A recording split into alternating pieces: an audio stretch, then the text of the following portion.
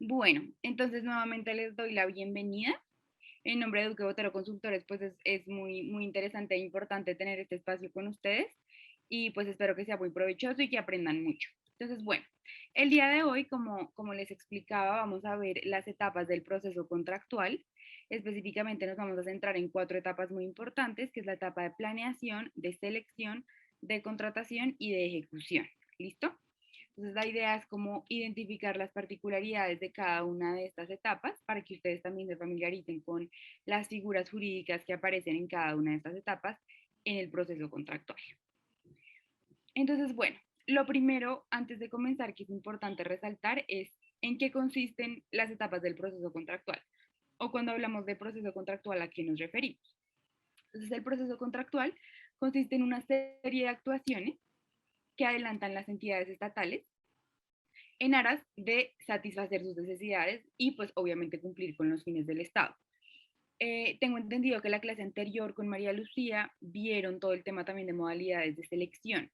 Entonces, digamos acá, si en algún momento yo les hago referencia de pronto a algún principio o algún tema que no hayan visto profundamente, pues pueden interrumpirme para preguntar, pero la idea también es acá como ir hilando todo lo que ustedes han visto y también ir trayendo a colación de pronto conceptos que son necesarios para que ustedes vayan entendiendo dónde nos encontramos. Y acá por eso quiero hacer un pequeño paréntesis importante y es recordarles cuáles son esos fines que cumple el Estado con la contratación estatal.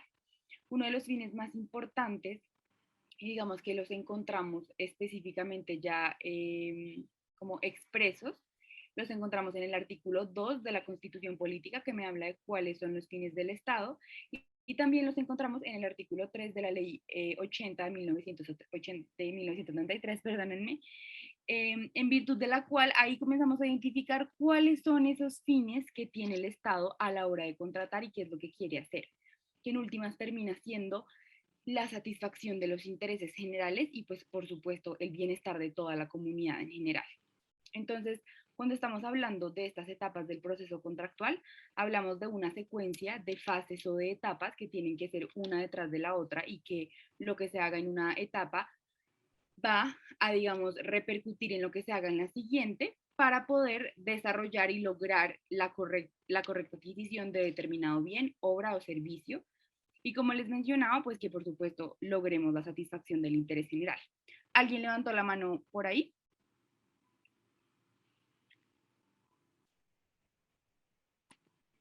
Bueno, vi que alguien levantó la mano, pero no alcancé a ver bien el nombre, pero entonces, bueno, si les surge la pregunta después, me la hacen saber.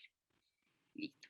Entonces, bueno, vamos a iniciar con la etapa de planeación, que es una etapa muy importante y digamos que es determinante en términos de que lo que realicemos en la etapa de planeación va a ser lo que nos va a determinar qué va a suceder después. Y por supuesto que en esta etapa de planeación vamos a encontrar una serie. Arelis, ¿levantaste la mano? Arelis Roa. Sí, ella tiene la manito levantada, pero creo que no. Listo. Entonces, bueno, ahí vamos viendo para ir fluyendo con el tema e ir sacando las preguntas, pero pues si veo que levantan la mano, eh, estoy pendiente por si tienen alguna duda puntual.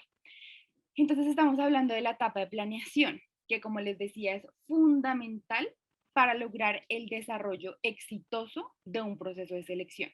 ¿Por qué les digo que es fundamental? Porque es tan importante y tan determinante que incluso el Consejo de Estado en sentencias del año 2013, aproximadamente 2013-2014, durante una postura, porque ahorita en el año 2022 la cambió, pero logró tenerla en ese momento, declaró que contratos que hubieran vulnerado el principio de planeación y que no hubieran tenido en cuenta todas las prerrogativas que el principio de planeación les establecía eran nulos absolutamente y que por tanto debían eliminarse del tránsito jurídico.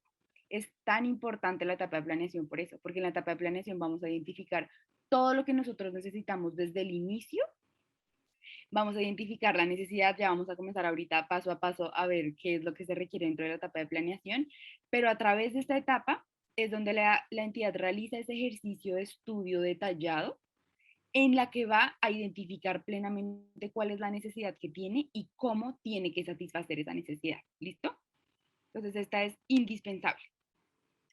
Y como les venía diciendo, a través de estas etapas, lo interesante es que van apareciendo algunas figuras jurídicas que van dando y dotando de forma real y de forma material, pues eso que se quiere hacer en cada una de las etapas. Entonces, en esta etapa, el punto de partida que es muy, muy importante, lo encontramos en el artículo 74 de la Ley 1474 del 2011 y también en el artículo que ven en pantalla del Decreto 1082 de 2015 y es el Plan Anual de Adquisiciones. ¿Por qué es tan importante el Plan Anual de Adquisiciones? Pero antes de explicarles, quisiera saber si de pronto alguno quisiera levantar su mano y comentarme si tiene algún conocimiento de qué es un Plan Anual de Adquisiciones y para qué sirve y quiénes tienen que hacerlo.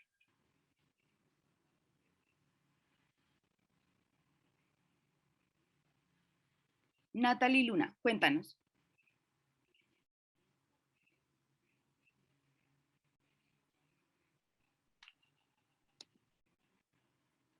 James, tú me ayudas viendo, no sé si levantan la mano, pero yo no escucho, si tú sí estás escuchando. Sí, señora, ya te colaboro. Gracias. Jenny Andrea Silva tiene la mano arriba. Cuéntanos, Jenny. Bueno, buenas noches. El Plan Anual de Adquisiciones es una herramienta a través de la cual las entidades publican cuál va a ser su contratación para la vigencia. Eh, por la norma hay que publicarla antes del 31 de enero y este puede ser modificado cuantas veces sea necesario. Excelente, súper. Muchísimas gracias, Jenny. Entonces, acá, dentro de los puntos que resaltas que son muy importantes, es primero, es un instrumento de planeación que es obligatorio. Es decir, antes del 31 de enero de cada año, tiene que estar publicado el Plan Anual de Adquisiciones. ¿Por qué? Como nos decía Jenny, y probablemente si algunos de ustedes trabajan en el sector público, conocen e identifican la razón de ser de esta obligación, y es que si yo tengo por disposición expresa del decreto 111 de 1991 que me habla que es el Estatuto Orgánico de Presupuesto, que me dice que yo no puedo contraer obligaciones después, o sea, salvo casos excepcionales, no vamos a entrar en ellos, pero como regla general, tengo que yo contratar durante la vigencia fiscal y tengo que utilizar el presupuesto que tengo durante la vigencia fiscal, pues por supuesto que si yo no realizo la planeación adecuada antes de que inicie el año, sino que entonces yo planeo en junio, pues no voy a cumplir con esas necesidades que tengo que cumplir y probablemente no voy a darle un uso adecuado al presupuesto que tengo como entidad para satisfacer las necesidades que tengo. Entonces, ¿qué hace el Plan Anual de Adquisiciones? En el Plan Anual de Adquisiciones, si algunos de ustedes lo han elaborado o lo conocen, generalmente se utiliza como una matriz de Excel o cualquier documento similar, en donde se establece, también se clasifican, por supuesto, los bienes y servicios con el clasificador de Naciones Unidas, y se identifica cuál es la necesidad que yo tengo, cómo planeo satisfacerla, de tal manera que la entidad tenga esa hoja de ruta que le permita decir en determinado momento, listo, yo necesito celebrar 5, 3, 7, 10, 15 contratos para poder satisfacer las necesidades que tengo. Y ojo acá que es muy importante y el mismo decreto 1082 me lo dice, no es obligatorio. Es decir, si usted al inicio del año identifica que tiene 110 necesidades, estoy exagerando, usted identifica que tiene estas necesidades, no significa que tengan que celebrar 110 contratos. Por lo mismo, también es muy importante que las entidades realicen un análisis juicioso de la actualización del plan anual de adquisiciones para identificar cuáles pueden ser esas modificaciones que tienen que tener y que tienen que pues, ir teniendo en cuenta la realidad actual que tiene la entidad. ¿Listo?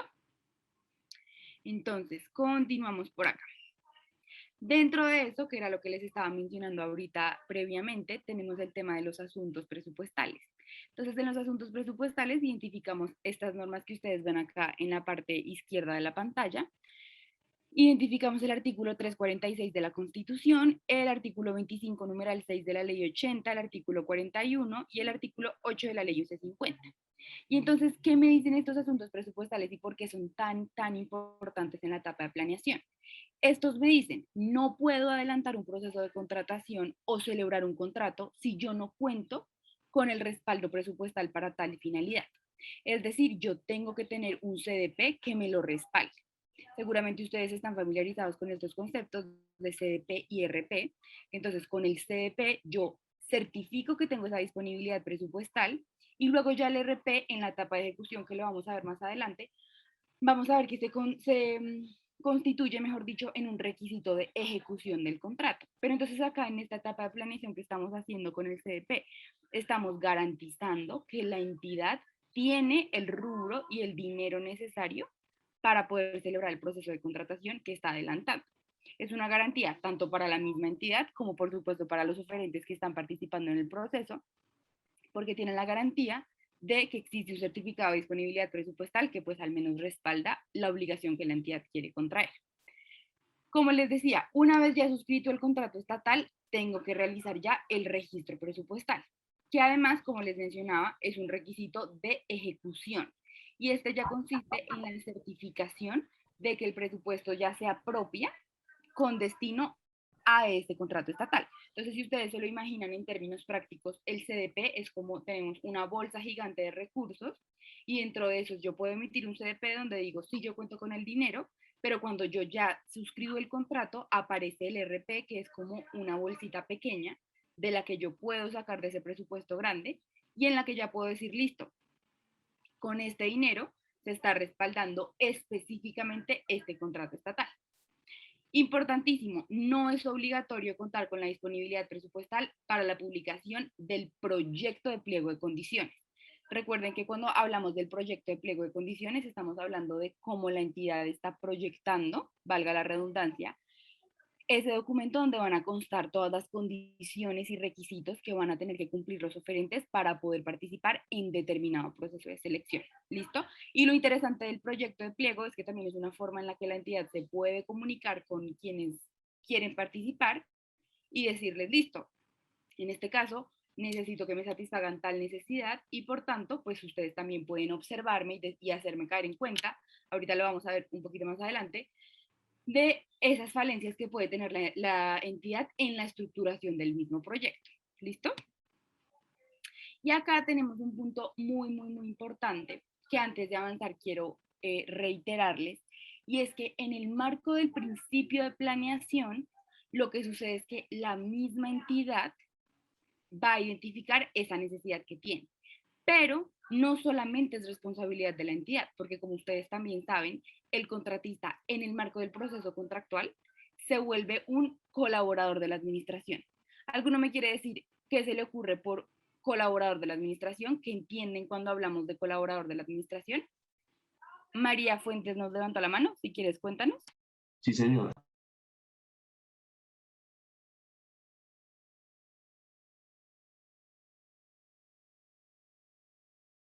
Adelante María o James, si quieres tú me vas ayudando para ver quiénes Sí, pueden Magdalena. participar. Oscar Caicedo también tiene la manito levantada.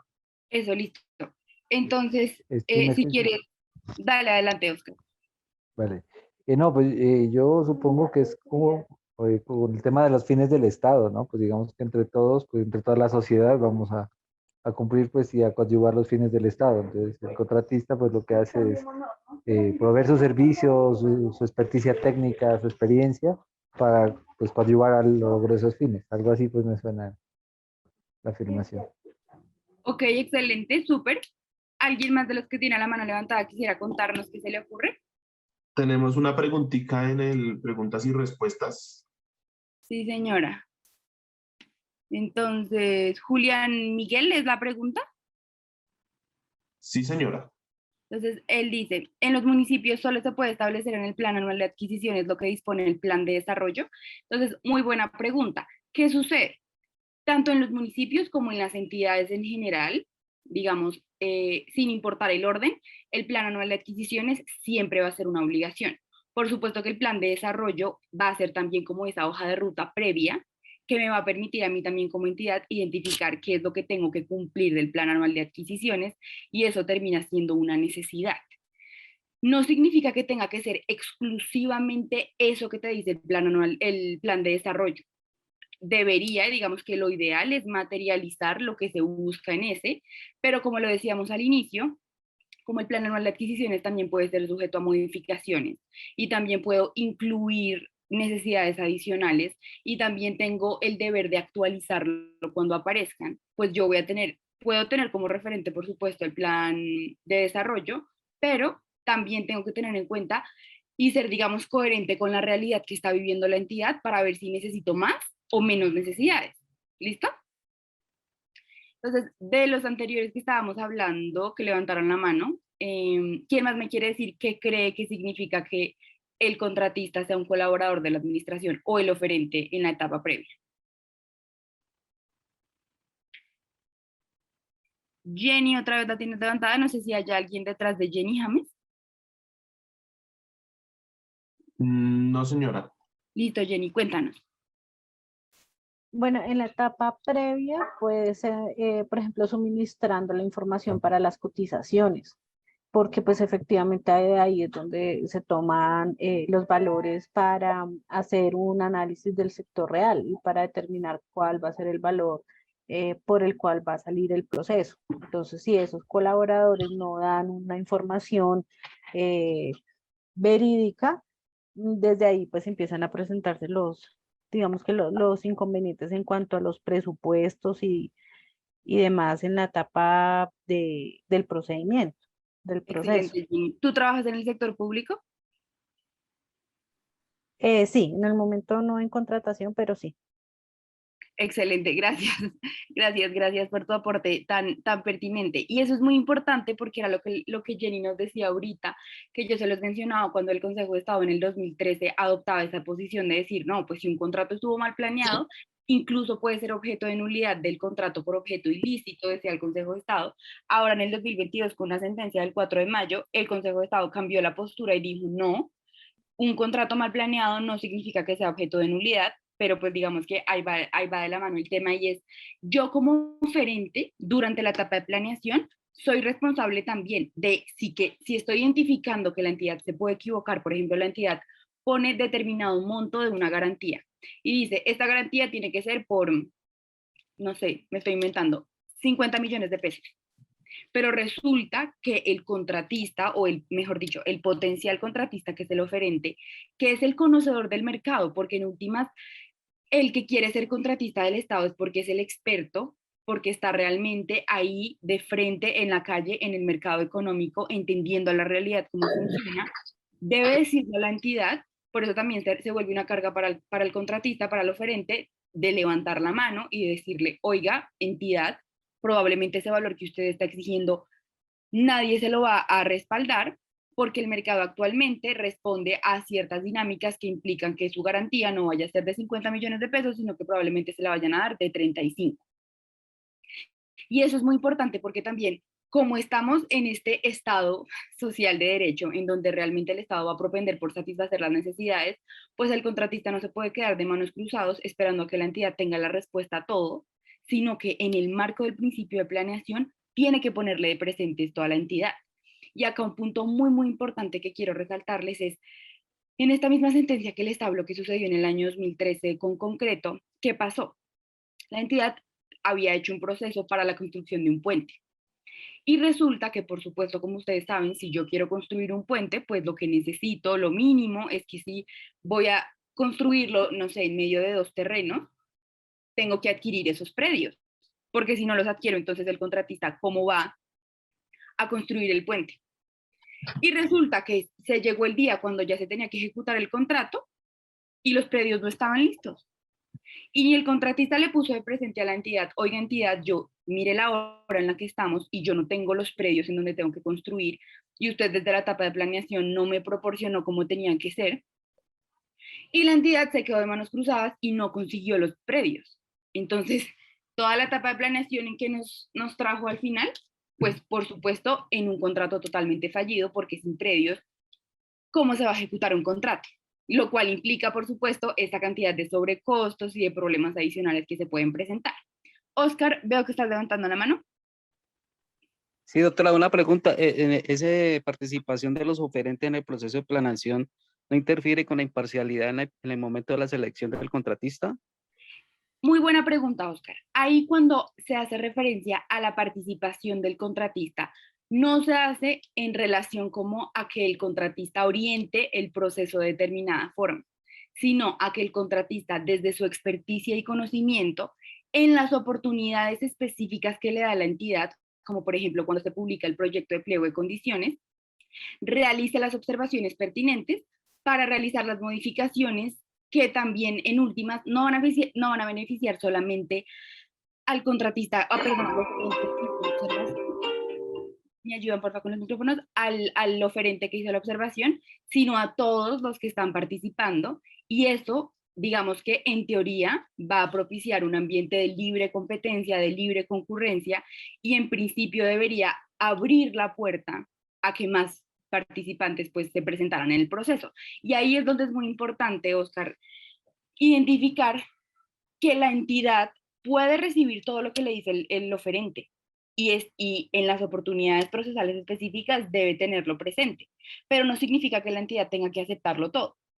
Pero al menos yo como oferente tengo la posibilidad de decirle, entidad, yo creo que por ahí no es. De pronto usted debería pensarlo así. O como nos decía Jenny, yo tengo el deber como oferente de dar las cotizaciones como tienen que ser, ¿sí? Porque ¿qué puede suceder en muchas ocasiones? Si yo soy un pequeño vendedor y sé que una entidad me está haciendo a mí la cotización, es diferente que a mí me haga la entidad un colegio pequeño en donde me van a comprar, no sé, 20 computadores, a que la cotización me la haga el Estado. Y el Estado llega y me dice, yo, por ejemplo, en Medellín, no sé si han escuchado un proceso que se llama el de los computadores futuro, que pues el alcalde de Medellín lo que hizo fue promover todo este proceso también para que los estudiantes pudieran tener computadores, y en este proceso se compraron 71.000 computadores. Entonces, obviamente es diferente, y por supuesto que ¿qué va a hacer el oferente cuando le cobre a un colegio pequeño o al Estado? Va a buscar cómo va a obtener una ventaja económica de eso. Pero el objetivo de acá es jugar con las dinámicas del mercado y entender que en últimas estamos en las dinámicas del mercado y el Estado es un comprador, y juegan las mismas dinámicas de la oferta y la demanda que en un mercado normal. ¿Listo? Entonces, bueno, acá para no desviarnos, porque me fui con el lado del principio de planeación por otro lado, hay otro punto interesante y es el análisis del sector económico y de los oferentes por parte de las entidades. ¿Por qué les hago énfasis acá? Porque muchas veces cuando las entidades llegan a este lugar, dicen análisis del sector económico y ya, pero yo tengo que hacer un análisis del sector económico y también de los oferentes, porque yo tengo que conocer el mercado al que me estoy enfrentando. Y entonces en ese análisis del sector, ¿yo qué tengo que hacer? Primero, respondiendo y atendiendo al deber de análisis que tienen todas las entidades, tengo que conocer cuál va a ser el bien o el servicio que voy a adquirir. ¿Cómo funciona en términos de oferta y demanda? ¿Cuál es el precio justo que se debe pagar? ¿Cuáles son los riesgos? ¿Quiénes me pueden vender? ¿Cuántos? ¿Cuáles? ¿Dónde están ubicados? ¿Cuánto me venden? ¿En dónde se encuentran? Tengo que conocer el mercado, tanto del sector económico en general como también del comportamiento de los mismos oferentes. ¿Listo? Natalie, ¿nos levantaste la mano? Buenas noches, ¿me escuchan todos? Sí, señora. Sí, señora, Ok. perfecto. Gracias. Yo soy asesora económica y digamos que tengo muchísimas preguntas respecto del análisis del sector porque como bien es sabido, pues Colombia Compra tiene varios manuales, pero en muchas cosas hay ciertos vacíos que lo dejan digamos, al manejo de cada entidad. Quisiera preguntarle algo a la doctora, y es que me ocurrió en un proceso en donde yo solicité cotizaciones pues a los posibles oferentes o a los que prestaban ese servicio en el municipio, ¿cierto? Pero una de esas cotizaciones o varias de esas cotizaciones se salían del promedio en general. Yo las incluí para establecer el promedio del precio que se iba a sacar en el proceso. Al año viene la Contraloría y me dice que yo debía haber sacado esas cotizaciones porque distorsionaba el valor. Incluso llegó a decir que para favorecer el aumento del valor del ítem. Yo la verdad investigué mucho sobre el tema y no hay ninguna parte donde me diga que yo deba sacar cotizaciones por precios artificialmente altos. Eso lo dices para las ofertas. Entonces yo quisiera saber cuál es su opinión, doctora. Gracias. Listo, Natalie. Pues entonces, mira, ahí yo te doy mi opinión como mi opinión jurídica, que también puede ser una opinión que no compartan otros otros abogados y otros expertos, pero te la voy a dar y te voy a dar también como una alternativa que puedes utilizar, que es una herramienta interesante de Colombia Compra que te puede funcionar. Entonces, respecto a eso, justo mientras estabas diciendo eso, yo te di, o sea, ya estaba imaginándome y, o sea, como que imaginé que la consecuencia iba a ser claro. Si tú incluyes dos cotizaciones que no están dentro del rango, que no se estén dentro de 30 y 60, sino que van entre 80 y 100, por supuesto lo que se va a hacer es que se va a inflar el precio y eso va a aumentar el valor. Y eso iba relacionado con lo que yo te mencionaba ahorita. Muchas veces que van a ser los mismos oferentes, cuando escuchan que el que les cotiza es el Estado, van a inflar los precios. Entonces, ahí, en ese punto, digamos que lo que yo te digo es, la Contraloría siempre, ante la duda, va a generar ese tipo de, como de intrigas, por decirlo así, o de hallazgos, o de como alertas, cuando ve que este tipo de cosas funcionan. Yo te digo que la dinámica del mercado es esta. O sea, eso es una realidad, ¿sí? Digamos que el mercado va a funcionar así. Y por supuesto que los oferentes van a manejar los precios como ellos consideren, porque así funciona este fenómeno económico. Y esto es lo interesante también de la contratación estatal. No solamente se trata de algo jurídico, sino de un fenómeno económico del que realmente uno no tiene control. Ya hay, digamos, unas alertas rojas que uno tiene que tener cuando se da cuenta que pueden haber, digamos, otros fenómenos que salgan del funcionamiento normal del mercado, para ver si, digamos, hay colusión o hay, digamos, otras intenciones por parte del mercado de controlar la situación. Pero lo que te digo como primera respuesta es, eso es un fenómeno que puede ser, digamos que, tristemente normal, porque si a mí me viene el Estado a cotizar, probablemente lo voy a inflar, está mal, de acuerdo. Otro lado de ahí me voy y te digo, puedes utilizar, digamos que las cotizaciones son la herramienta como más eh, a la mano que tienen las entidades cuando van a realizar estos estudios, pero Colombia Compra Eficiente recientemente, no sé si tengas conocimiento, Natalie, creó una herramienta que se llama el modelo de abastecimiento estratégico, que abreviado se llama el MAE, y en el modelo de abastecimiento estratégico, si quieres te lo voy a mostrar para mostrarte de lo que te estoy hablando. Mira. Entonces, espérate que creo que acá no estaba compartiendo. Dame un segundo porque estoy compartiendo solo la presentación, pero voy a compartir todo completo. Listo. ¿Ya están viendo atrás mi pantalla? Sí, Magdalena, sí, señora. Gracias, James. Entonces, mira, Natalie, lo que te quería explicar. Dentro de esta herramienta de modelo de abastecimiento estratégico, a ver si nos carga. Digamos que lo que dispone Colombia Compra mientras nos carga, voy mencionándotelo, es que nos explica y nos muestra una herramienta de análisis de demanda y de oferta, ¿sí? Entonces digamos que nos vamos a ir a la oferta, que es lo que nos está sucediendo. Y entonces acá, la misma Colombia Compra Eficiente, con la información que tiene de otras entidades y en general de toda la contratación en Colombia, nos va a mostrar cómo funciona. Seguramente tú eres más experta que yo en analizar estos datos, pues digamos, por tu conocimiento económico y más detallado, pero lo que te puedo mostrar es que esta es una herramienta que, digamos, te permite identificar, limitarlo por un rango de tiempo. Entonces tú dices, listo, yo voy a estudiarlo desde el 2021 hasta el 2022 y dependiendo de lo que tú necesites, entonces vas a decir, listo, yo necesito alimentos, bebidas y tabaco. Entonces lo vas a limitar ahí. Y vas a decir, listo, y entonces, ¿en cuál departamento estoy? Entonces, no sé, te vas a ir a Arauca. Y acá mismo, por ejemplo, vas a encontrar acá el valor contratado, incluso te da el nombre del proveedor, te muestra el comportamiento, la cantidad de contratos, el valor de los contratos. Y acá, digamos que esta es una herramienta adicional, mira, te da el valor, te da el número de contratos, la participación, todo. Digamos que acá tienes un poquito más de información adicional a las cotizaciones. ¿Qué te diría yo? Tú tienes razón en decir, no hay nada en la ley que me hable de precios artificialmente altos. A mí me hablan de precios artificialmente bajos y ya cuando estoy en la oferta también. Ahí es donde yo también tengo que decir, listo, en el decreto 1082 está claro el tema de precios artificialmente bajos, pero y de los altos no me dice nada. También, digamos que ahí uno tiene que interpretar y decir, listo, yo tengo que entender el fenómeno económico en su, digamos, en toda su complejidad y alimentar, digamos, mi proceso y mi estudio económico previo de otras fuentes. Entonces, ¿qué te diría yo? Que tienes a la mano y que es una fuente que probablemente la Contraloría va a aceptar mucho más, es hacer uso de este tipo de herramientas que, por ejemplo, nos da Colombia Compra. Y entonces ahí tú respaldas y le puedes mostrar a la Contraloría que efectivamente es que funcionó así, que el comportamiento del mercado respondía a X dinámica. ¿Listo? Y ahí es donde se puede como Doctora, intentar un ¿me, poco me más. recuerda, ¿me recuerda el nombre de la aplicación? Sí, señora, se llama Modelo de Abastecimiento Estratégico. Lo encuentras en la Gracias. página de Colombia Compra. Y quería terminar diciéndote que la Contraloría cierra el hallazgo porque no encuentra efectivamente soporte jurídico en donde me diga que hay que sacar ofertas con Claro, precios. Y más cuando los oferentes son idóneos y pues la cotización es legítima. Gracias, doctor. súper Natalie, gracias por tu aporte. Y eso era, efectivamente yo te iba a decir eso.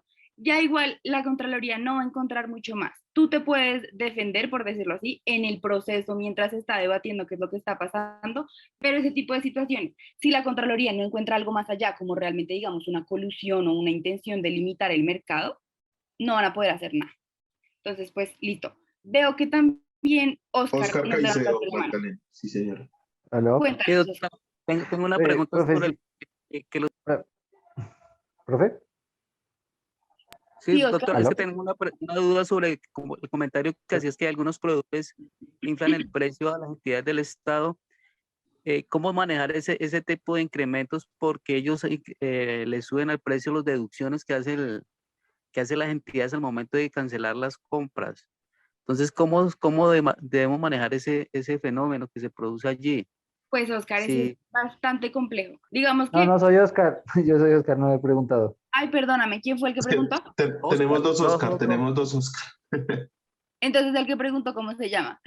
Oscar Mayorga. Oscar Mayorga. Ah, bueno, Oscar Mayorga, listo. Entonces te doy tu respuesta y te digo, no me atrevo a darte una respuesta única que dé la solución porque es un fenómeno muy complicado. Lo que yo sí te diría es, la entidad debe intentar utilizar alternativas, digamos que en el marco de las cotizaciones, para poder conocer el mercado, no necesariamente directamente como, o sea, como recibir y pedir la información directamente como entidad, porque también uno como funcionario público en ese proceso del estudio y del análisis del mercado tiene otras herramientas, como te digo, como esta que les acabo de mostrar, o incluso ingresando a ciertas páginas web en internet y accediendo a otro tipo de como lugares donde pueda conocer el mercado, donde le pueden dar a la entidad más o menos una noción básica de lo que cuesta, de lo que yo necesito.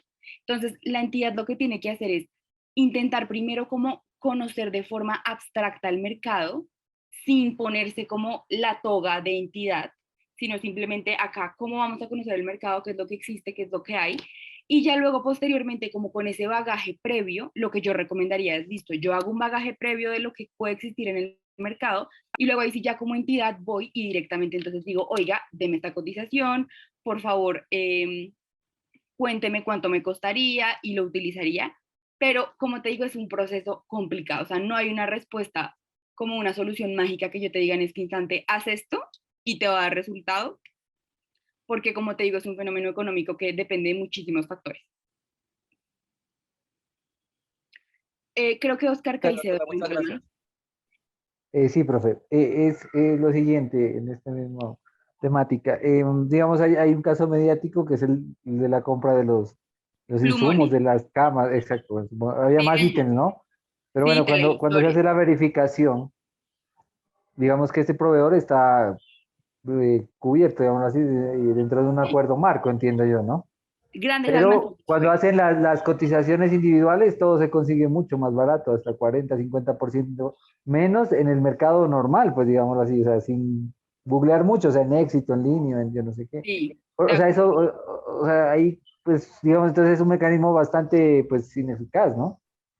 Esa es una crítica muy interesante, que es real, que es totalmente cierta. Y es que, y eso mismo hicieron el Tiempo, Semana, todos los que estudiaron este caso lo que hicieron fue buscar el mismo televisor que ellos estaban comprando en ese gran almacén, porque no fue por acuerdo marco, sino por grandes almacenes que lo compraron, y se dieron cuenta que eran muchísimo más baratos y que el televisor de 27 millones probablemente no costaba 27, sino que costaba muchísimo menos. Y entonces es ahí donde la labor de Colombia Compra Eficiente también es tan importante, porque por ejemplo en instrumentos como este que te digo de grandes almacenes, es Colombia Compra Eficiente la que termina determinando si ese proveedor entra o no entra. y es lo que siguió generando la duda que no se ha solucionado, y es preguntarse, ¿ese proveedor que estaba ahí realmente sí era un gran almacén? Si ustedes vieron, Colombia Compra Eficiente sacó un comunicado en donde dijo que sí, que este proveedor llevaba contratando por más de 10 años con el Estado, que sí cumplía con los requisitos, que sí. Pero realmente, digamos que ahí ya las particularidades del caso, además porque si ustedes buscan la orden de compra directamente en la página de Colombia Compra Eficiente, no hay documentos que respalden nada. Y acá por eso es tan importante, y ahorita voy a pausar un poquito las preguntas para seguir, y luego sí seguimos las preguntas, porque si no acá yo me quedo dichosa respondiéndoles todo y no les digo otros puntos importantes. Pero ahí es donde va importante que, digamos, en este proceso que pasó ahorita, del que estamos hablando, que fue tan mediático, aún no se ven por ningún lado documentos y estudios previos que me respalden por qué necesitaban los plumones de ganso y por qué necesitaban este televisor de tantos millones y por qué necesitaban las sábanas de linos de no sé qué. Y ahí es donde entonces uno dice, listo, entidad, o sea, usted lo compró, ok, dice que el proveedor le dio ese precio. ¿Dónde está la otra cotización? Porque en grandes almacenes le exigen al menos tener 2 cotizaciones. No sabemos cuál es la otra cotización, ni idea de dónde está. Al menos no se ha visto hasta ahora. Y cuando uno se mete a la orden de compra en Colombia Compra Eficiente, no hay documentos que respalden. Y ahí es donde viene el punto problemático. ¿Listo? Entonces ahí, Oscar, como te digo, tengo la misma pregunta que tú, porque Sí, sí. Sí, me buscando generó mucha inquietud porque, claro, yo digo, pero bueno, entonces, ¿cómo se llama? Se coló, pues, a Colombia y Compra es que, Eficiente. exactamente, ahí es donde está el problema, porque Colombia Compra Eficiente dice que sí cumple con los requisitos, pero uno se pone a ver bien ese funcionamiento de cómo entran al gran almacén, y se supone que es aparte porque la Superintendencia de Industria y Comercio tiene una definición muy clara en el título 2 de la circular única externa de la SIC, donde me define que es un gran almacén, y es súper claro, y me dice, un gran almacén es un establecimiento de comercio que tenga ingresos, si no estoy mal, creo que son brutos o netos, pero bueno, ingresos de 3.000 millones de pesos bimestrales. Y entonces llega y me dice, tiene que cumplir con esos requisitos. Y entonces ahí es donde uno se pregunta, ¿y esta empresa sí me cumple con esos requisitos? Y ahí todos quedamos con la misma duda. Nos queda en veremos porque no lo sabemos. Pero ahí de que entró a Colombia Compra Eficiente, entró y ahí está. Y si ustedes se meten, seguramente aparecerá como proveedor del gran almacén. Pero pues ahí está el punto. Entonces, bueno, para no seguirme Sí, no, distrayendo, súper, súper. porque, Pero porque hay que hacer el seguimiento al caso porque está ahí todavía sobre la lupa, ¿no? sí, señor, y tienen es que buscarlo. En SECOP yo no encontré nada, en SECOP no hay rastro, pero con los números de las órdenes de compra sí lo encuentran. Lo encuentran en la página de Colombia Compra. Lo que sucede es que ahí en las órdenes de compra no hay documentos que respalden nada.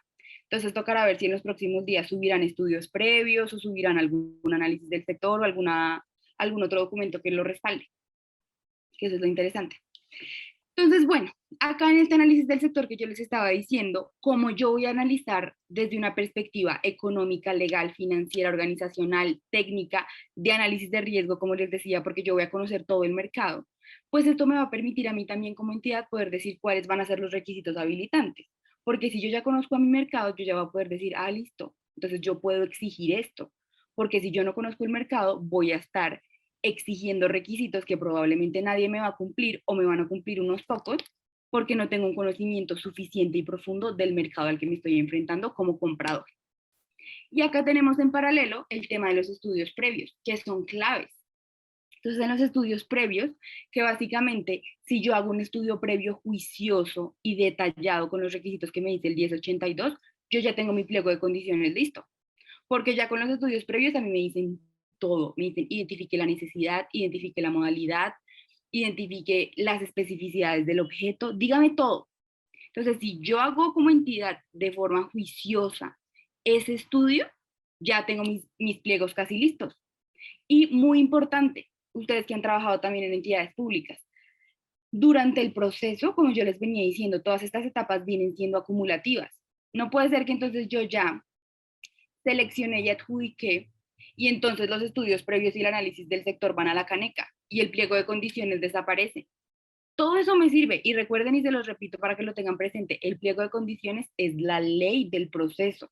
La minuta del contrato, por supuesto que es importante, pero termina siendo un anexo más a todos los documentos del pliego.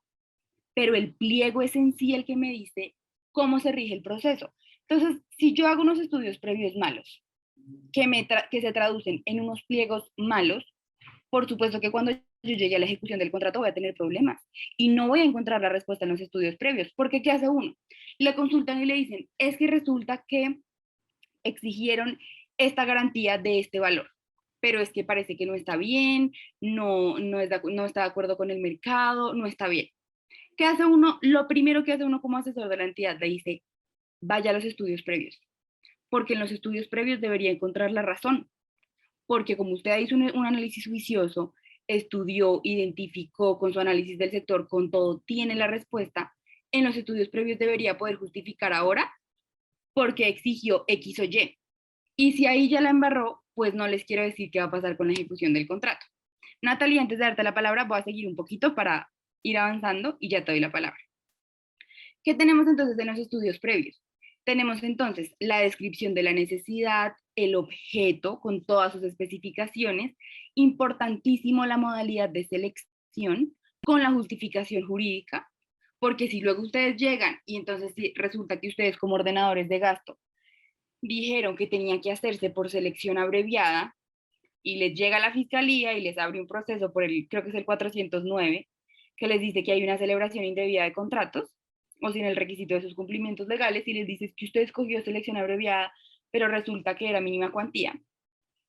Usted al menos en sus estudios previos va a tener la justificación y le va a decir, es que mire, yo decidí que era esta porque desde mis estudios previos tengo claro cuál era la modalidad de selección.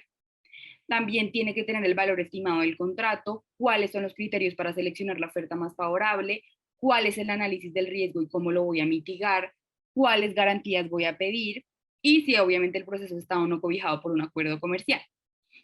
Y entonces después de toda esta etapa de planeación que veníamos hablando, ya aparece la entidad y pasa a una siguiente, que todavía sigue siendo precontractual porque no se ha celebrado el contrato, y es la etapa de selección.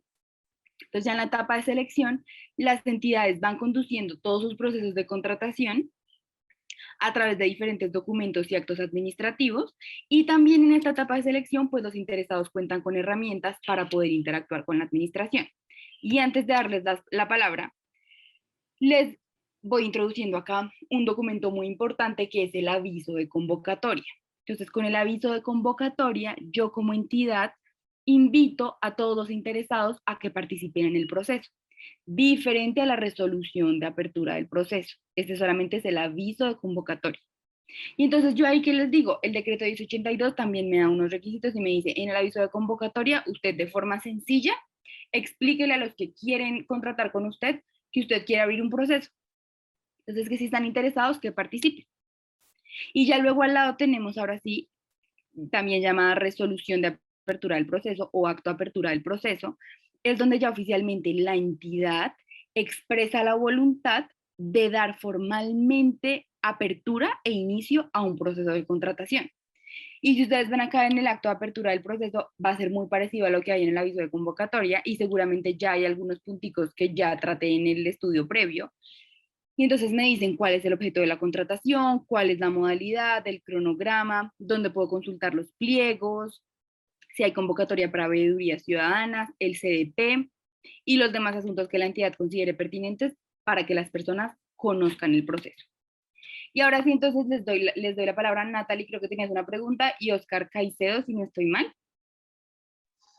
Doctora, yo quisiera preguntarle hasta qué punto del proceso es viable sanearlo, si hay alguna equivocación en el proceso, en la etapa precontractual, es decir, en la etapa de planeación. Listo, Natalie. Te doy la respuesta, si no estoy mal, creo que es el artículo 48 de la ley 80, está por ahí, entre el 40 y 48, me habla de cuando yo puedo sanear el proceso. ¿Y qué te dice? Tú puedes sanear cualquier, digamos, error, por decirlo así, formal, siempre que no se constituya en una causal de nulidad, que te las da también el artículo 44 de la ley 80. Entonces, ¿qué quiere decir eso?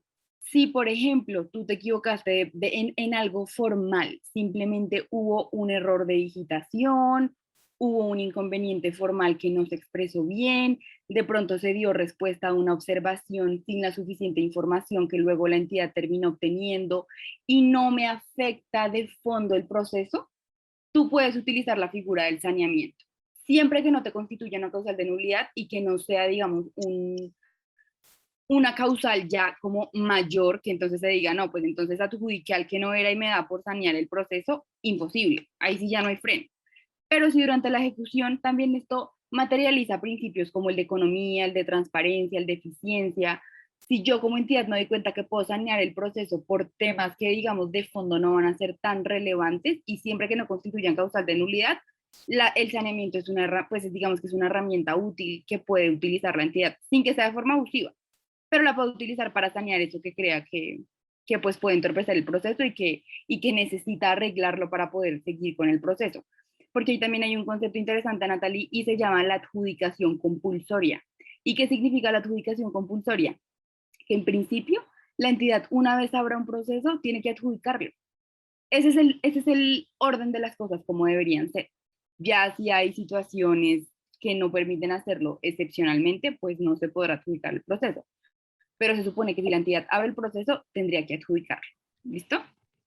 Precisamente hacia allá iba la pregunta, porque si por ejemplo, el error ya se da en la etapa de evaluación y vemos que la interpretación del pliego de condiciones que es ley para las partes nace de un vacío que quedó en la etapa precontractual, entonces puede uno devolverse al saneamiento con base en lo que nos acabas de decir, pero el oferente no puede ya aludir ningún derecho adquirido.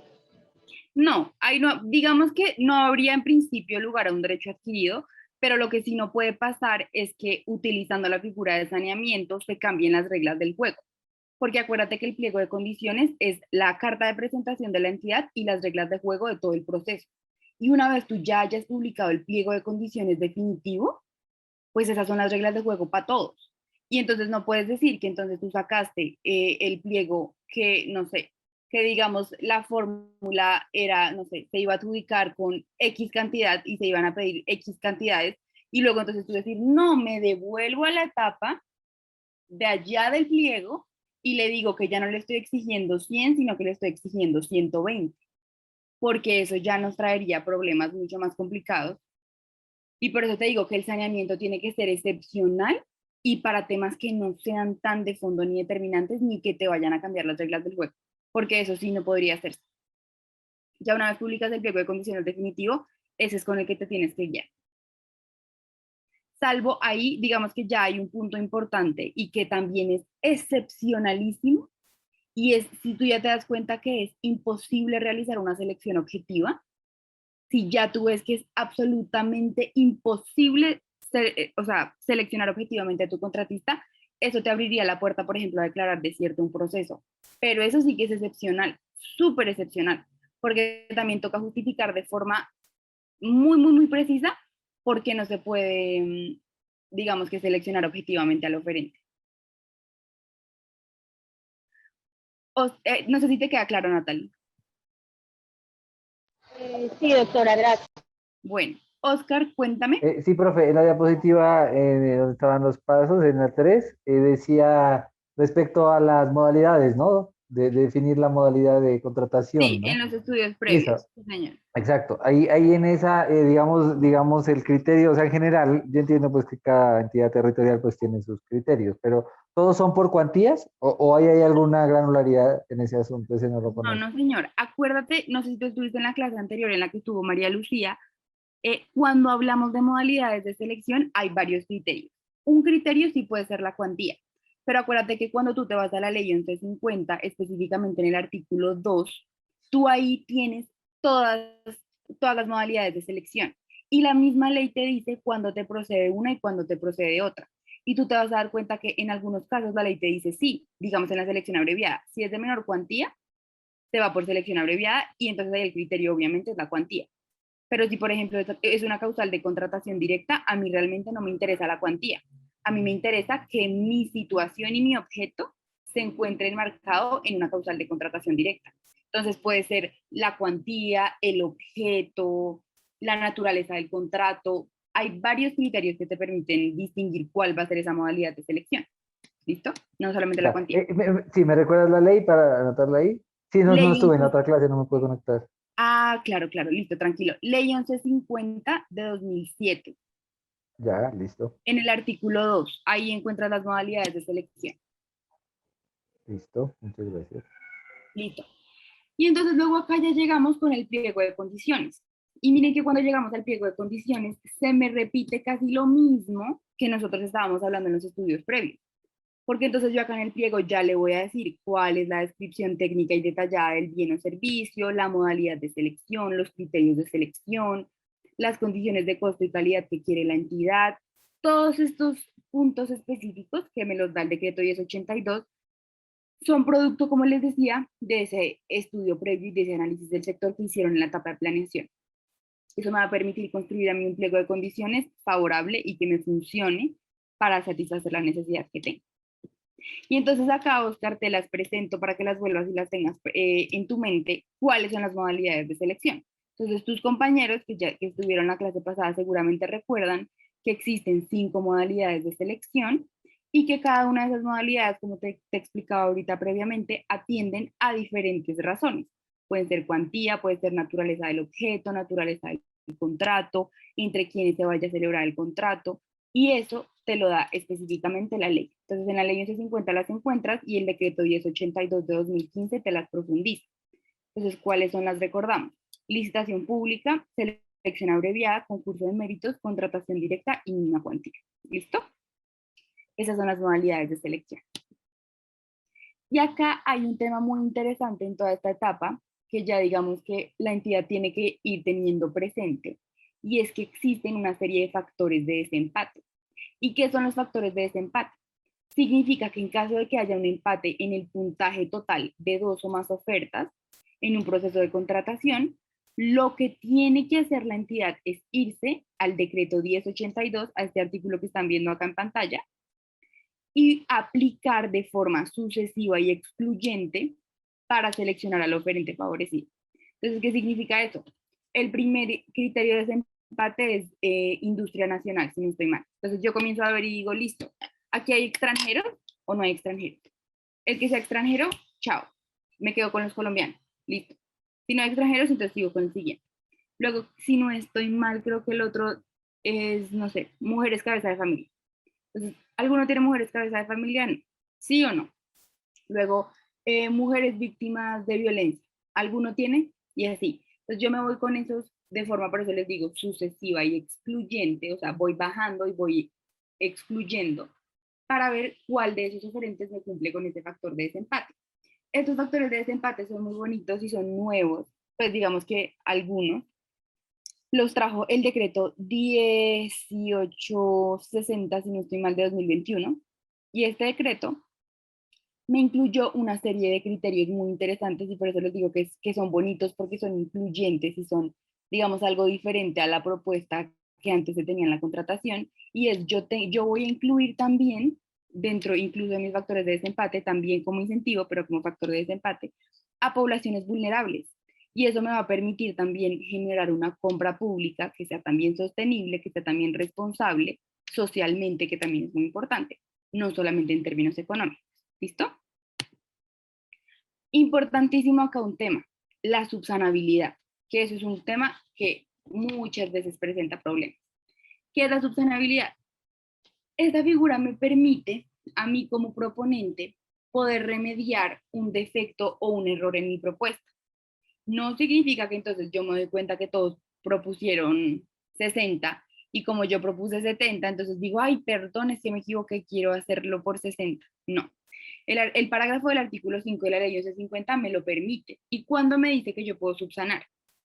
Me dice, siempre que se trate de aspectos que no otorguen puntaje y teniendo en cuenta que al subsanar, mejor dicho, no se pueden acreditar circunstancias que hubieran sucedido con posterioridad al cierre del proceso o que impliquen aportar nuevos documentos que modifiquen o mejoren la oferta inicial. Entonces acá les voy a poner una pregunta a los que, por ejemplo, han trabajado en entidades públicas, a ver qué me dice. Ustedes saben que se pueden presentar propuestas a través de un oferente plural. Y un oferente plural puede ser, digamos, un consorcio o una unión temporal. También ustedes saben que para que, digamos, que estas figuras nazcan a la vida jurídica, sin que implique que tengan una personería jurídica, sino simplemente que nazcan a la vida jurídica, necesitan firmar un acuerdo consorcial, por ejemplo, en el caso de los consorcios. Y en ese acuerdo consorcial, ¿qué hay? Pues tiene que haber la firma de todos los miembros.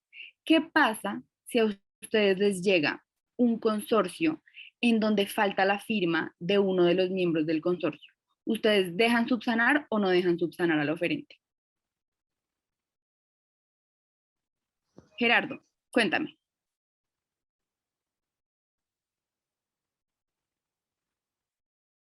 Creo que levantaste la mano, Gerardo, pero no te estoy escuchando.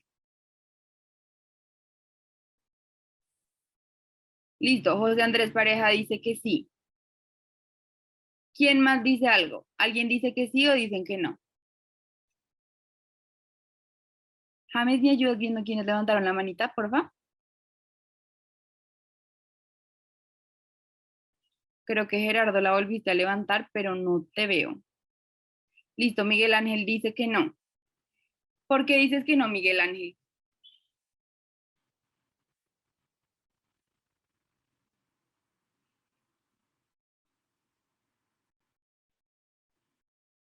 ¿Quién? Entonces, bueno, alguno de los que dice que sí o que no, que si quieren abra su micrófono y nos cuente por qué diría que sí o por qué diría que no.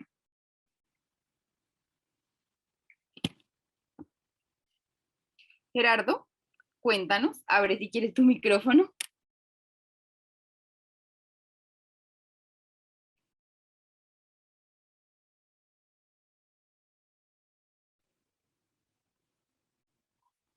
Bueno, el que quiera puede participar porque veo que a Gerardo no le está funcionando el micrófono.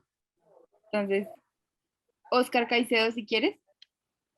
Pues yo creo que según lo que, pues según la diapositiva, pues lo que dice es que mientras las circunstancias no hayan ocurrido, pues antes, ¿no? Perdón, después al cierre, pues sí, sí vale, ¿no? Entonces, pues todo eso, digamos, la unión temporal se hizo antes y está pues suscrita y toda esa documentación está cargada en las plataformas, ¿no? Pues me suena así, ¿no? Según lo que veo ahí en la diapositiva. Ok, Oscar, listo. Y Gerardo, pues no te escucho, pero cuando quieras puedes hablarnos. Gloria Elvira, cuéntanos, ¿tú qué dices? Bueno, profe, de acuerdo a lo que su merced nos ha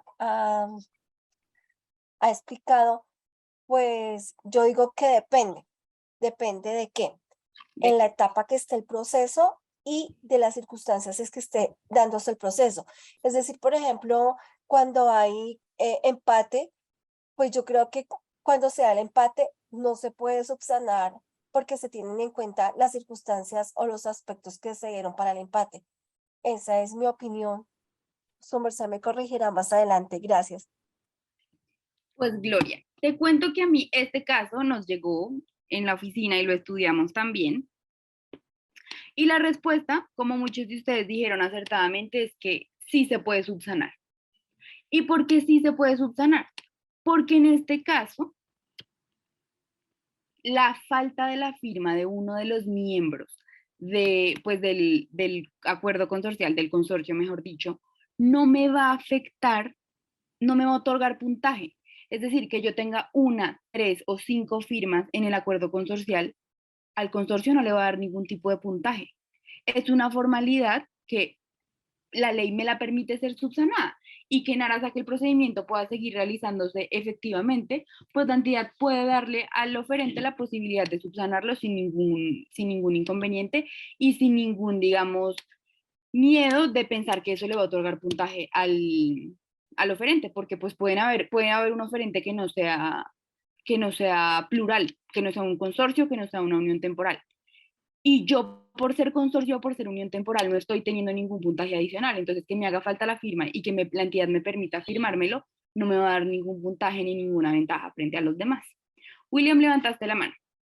Perdón, profe. Señora. Profe, sí, buenas noches. O sea que en ese caso es cuando hablamos de que se permite, digamos, subsanar los errores de fondo, de forma más no de fondo, ¿verdad? Uh-huh. Es decir, los de fondo son los que en este caso nos permitirían, digamos, mejorar el puntaje, más que los de forma simplemente. Exacto. Tu criterio siempre tiene que ser, si yo permito que esta persona, este oferente, me arregle esto que me tiene que arreglar, ¿le voy a dar más o menos puntaje, o me va a dar exactamente igual. Si tu respuesta es si yo permito que subsane y le voy a dar más puntaje, no le puedo permitir subsanar. Pero si tu respuesta es no, eso me es indiferente, no me afecta en nada, ni va a darle una ventaja injustificada, puede subsanar. ¿Listo? Gracias. Gerardo Zapata también tiene la mano levantada. Sí, Gerardo estaba intentando que hablara, pero no sé si el micrófono no le funciona. ¿Por qué no? Ah, ok. ¿Aquí me funciona el micrófono o no? Ah, Gerardo, listo. Es que ahora te pedía que hablaras, pero no te escuchaba. Sí, era Adelante. que tenía un dispositivo malo. Tranqui. Quería preguntar, es que en la Filmina dice, la entidad estatal puede solicitar subsanaciones. No Sí. es, y las subsanaciones no las solicita el oferente. Entonces, ahí, Gerardo, hay un tema y es que en el término de traslado de la evaluación, cuando ya la entidad se dé cuenta y comienza a revisar las ofertas, si se da cuenta y observa que hay algo que puede ser subsanado, debe requerir y decirle, oiga, es que usted no me firmó acá, por favor, fírmeme. ¿Sí? Ya. Pero también eso no obsta para que si el mismo oferente se da cuenta que en el proceso dijo, uy, Dios mío, no puse la firma, vaya a la entidad y le diga, entidad, por favor, permítame subsanarlo porque no le puse la firma. ¿Listo? Ah, ok, sí, muchas gracias. Bueno, listo. Entonces acá seguimos. Doctora, tengo una pregunta, perdón. Señora, Es que el tema de la subsanabilidad, bueno, nos queda claro esa parte, pero ¿en qué momento la entidad pone un límite? Porque entonces nos ha pasado que se vuelve un proceso de evaluación, como la que evaluación es un proceso de mero trámite, se volvería infinito, ¿sí? Entonces, ¿en qué momento la entidad pone el límite para decir usted hasta acá tiene plazo de subsanar, así no sea algo que sea puntuable? Porque, ¿qué pasa? Los oferentes se han acostumbrado a enviar propuestas incompletas y luego saben que pueden subsanar. uy, pues ahí es complejo, Natalie. Yo diría que, digamos que la entidad también podría establecer dentro, obviamente sin vulnerar el principio del debido proceso, porque esto, digamos que es complicado, porque uno estando del lado del oferente, obviamente yo sé que hay unos que no actúan con la debida diligencia como deberían hacerlo y hacen eso que tú me estás comentando, pero yo creo que el límite se pone ya cuando digamos que la entidad ve que se puede abusar de la figura y digamos que realmente se están, digamos, pidiendo subsanar cosas que realmente pudieron haberse entregado al inicio. Y ahí es donde yo te digo, ante la duda, es preferible que la entidad permita que se subsane en garantía del debido proceso del contratista para que también, digamos, que participe en el proceso, pero también teniendo en cuenta que las etapas van cerrando. Y entonces, si ya después de que, o sea, corre el traslado del informe de evaluación y ya la entidad se da cuenta y pide que se subsane y no subsane, acuérdate que muchas veces en los pliegos de condiciones, pues que puede hacer también la entidad, decir que si no subsana, pues entonces ya va a rechazar esa oferta o va a rechazar eso que tiene que entregar el contratista, porque pues tampoco se puede abusar de esa figura. Pero como te digo, es difícil poner el límite porque el criterio que nos da la ley es este. Entonces, mientras que esté dentro de este criterio, pues en principio la entidad debería aceptar la subsanación.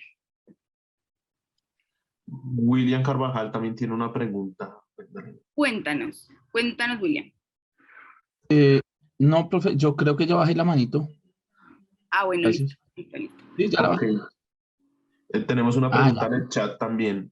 Si quieren, sigo un poquito porque nos falta y ya volvemos con la pregunta. Ok, perfecto. Para ir siguiendo con el tema. Entonces acá, importantísimo otro tema, y es el tema de la adjudicación. Y entonces cuando hablamos de la adjudicación, nosotros decimos que la adjudicación se va a hacer de forma obligatoria en una audiencia pública mediante resolución motivada, que se entenderá notificada al proponente favorecido en esa audiencia. Y entonces, ¿qué sucede acá? En ese momento, los interesados pueden pronunciarse sobre la respuesta que dio la entidad contratante a las observaciones que los oferentes le hicieron respecto del informe de evaluación. Es decir, salió el informe de evaluación, yo hice X cantidad de observaciones y la entidad me respondió X cantidad de respuestas. En este momento de la adjudicación, yo como entidad tengo el deber de dar respuestas, si me lo pide así el oferente, a esas observaciones o aclarar básicamente lo que le respondí al oferente cuando me hizo las observaciones en el informe de evaluación. Y acá vienen dos características súper claves para que por favor las tengan en cuenta respecto al acto de adjudicación, y es que es irrevocable. Y por lo tanto, como regla general, me va a obligar tanto a la entidad como al adjudicatario. ¿Listo? ¿Qué significa que sea irrevocable? Como ustedes saben, el acto de adjudicación ya se transforma en un acto administrativo de carácter particular. Y como tan, pues digamos que por tener esta característica, ya entonces un acto administrativo en la forma general, que no fuera adjudicación, porque el acto de adjudicación es sui generis, digamos que tiene una naturaleza específica, pues podría ser sujeto, por ejemplo, de la revocación o incluso de recursos. En este caso, la adjudicación, nada de eso. Una vez sale el acto de adjudicación, es irrevocable. Esa es la regla general. Sin embargo, hay dos alternativas para yo poder hacer algo con ese acto de adjudicación. Y entonces, yo puedo, o sea, ¿qué podría yo hacer? Si dentro del plazo entre la adjudicación del contrato y la firma del contrato viene una inhabilidad o incompatibilidad, por supuesto que yo puedo decir no, pues entonces ya este acto de adjudicación pues no puede funcionar, porque como ustedes saben, la inhabilidad y la incompatibilidad, ¿qué es en última? Son restricciones a la capacidad jurídica de los oferentes. Entonces yo no puedo celebrar un contrato. Les pongo la hipótesis, ustedes seguramente tendrán un poco de conocimiento sobre las inhabilidades que están en el artículo 8 de la ley 80, y entonces resulta que ustedes son el alcalde de X ciudad, y resulta que celebraron todo un proceso de contratación, terminó adjudicada Pepita Pérez. Y a los 8 días, Pepita Pérez se casó con el alcalde. Entonces, ¿ahí qué pasa? Sobreviene una inhabilidad y entonces, por tanto, pues no podría celebrarse el contrato. Esa es una alternativa. Y la otra, que es bastante difícil de probar, es que el acto de adjudicación se haya obtenido por medios ilegales. Complicado, el Consejo de Estado ha establecido en algunas sentencias, no es tan preciso, pero en algunas lo ha hecho, y ha dicho que se entendería por medios ilegales. Y muchas veces habla de esos medios ilegales como esa intención fraudulenta de engañar a la administración y pues de que se adjudique erradamente el contrato. Pero digamos que es uno de los más complicados. Y acá a los que han trabajado en entidades públicas les pregunto, ¿ustedes saben a través de qué medio de control les pueden demandar el acto de adjudicación? Oscar Cárdenas.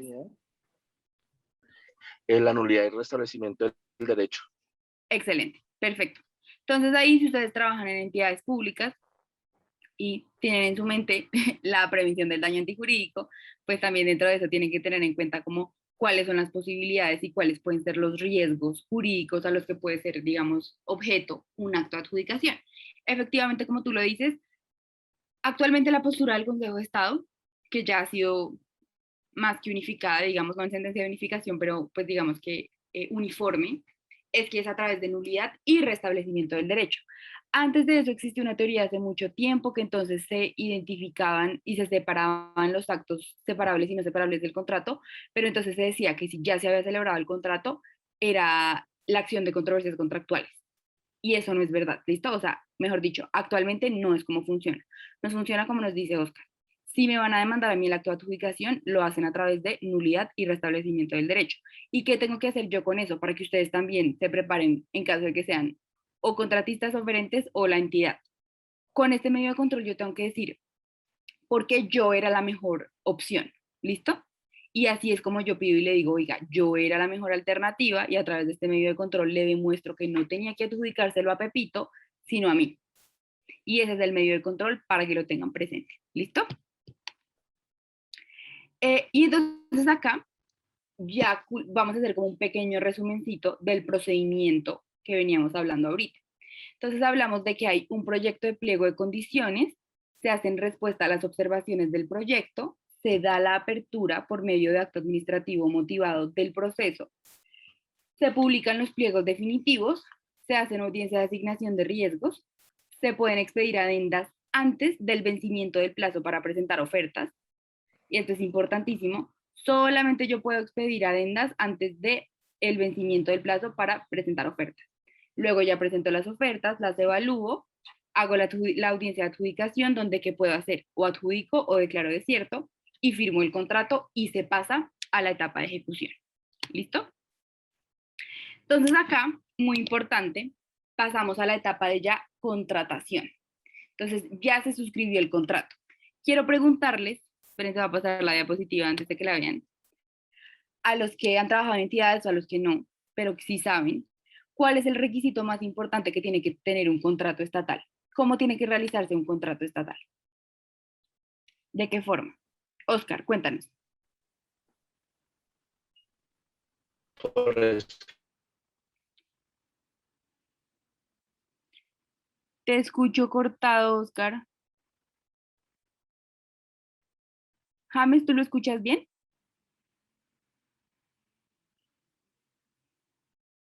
Listo, José Andrés, nos dices que las pólizas, ok, muy bien, pero hay uno aún más básico. Natalie, cuéntame. Por escrito. Pensaría que el contrato debe estar perfeccionado, firmado por las partes de manera escrita y legalizado.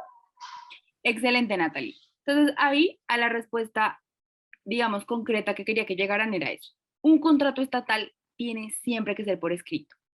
Como ustedes saben, en el mundo del derecho privado hay contratos que son consensuales y yo no necesito tenerlo por escrito para que el contrato se perfeccione. Obviamente, para efectos probatorios, a mí me sirve siempre que esté por escrito, pero en el derecho privado puede que no esté por escrito y no pasa nada. Mientras que en los contratos del Estado yo tengo que tenerlo por escrito siempre.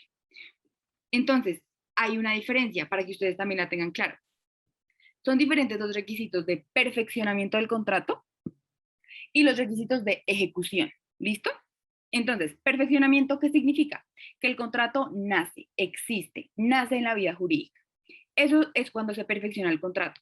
¿Cuándo se perfecciona? Cuando la entidad logra el acuerdo sobre el objeto y la contraprestación y se le va escrito. Ahí el contrato nace. Ahora, por supuesto, como ustedes lo conocen, las entidades que manejan el SECOP 2, que ya pues deberían ser la mayoría, pero las entidades que manejan este portal transaccional, el contrato se le va escrito con un clic.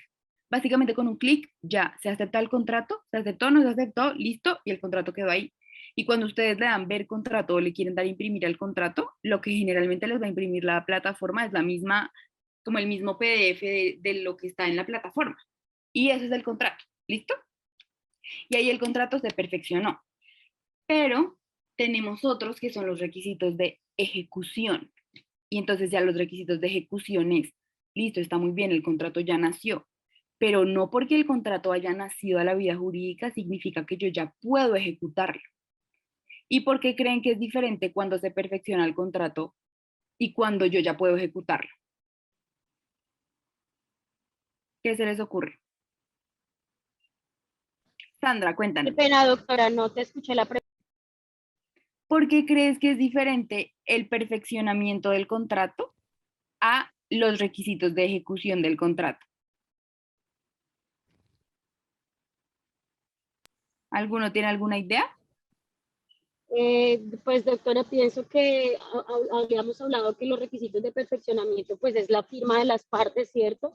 Los requisitos de legalización es allegar las pólizas, generar el registro presupuestal y publicar, y ya el requisito de ejecución sería el acta de inicio. Excelente, Natalie. Y entonces ahí esa es una expresión que me encanta que la uses porque es de la vida cotidiana de las entidades públicas y es la legalización. Cuando se habla de la legalización del contrato, realmente en la mayoría de ocasiones se está hablando de ya los requisitos de ejecución. Cuando yo ya legalizo el contrato, por decirlo así, es cuando yo ya estoy, ¿qué estoy haciendo? Estoy viendo las garantías, las estoy aprobando y recuerden acá muy importante, perdónenme que acá hagamos referencia a un poco de escándalos que hayan sucedido reciente. Bueno, este no fue tan reciente, ya ha pasado tiempo, pero acuérdense de lo que sucedió con centros poblados. Ya ahora a mí como entidad no solamente me sirve ver el papel y decir, ah, sí, aquí está la garantía. Yo tengo que asegurarme que esa garantía sea válida. De lo contrario, yo no la puedo aprobar. No puedo aprobar una garantía de la que yo como entidad no esté segura de que es válida. Ahora existen diferentes mecanismos.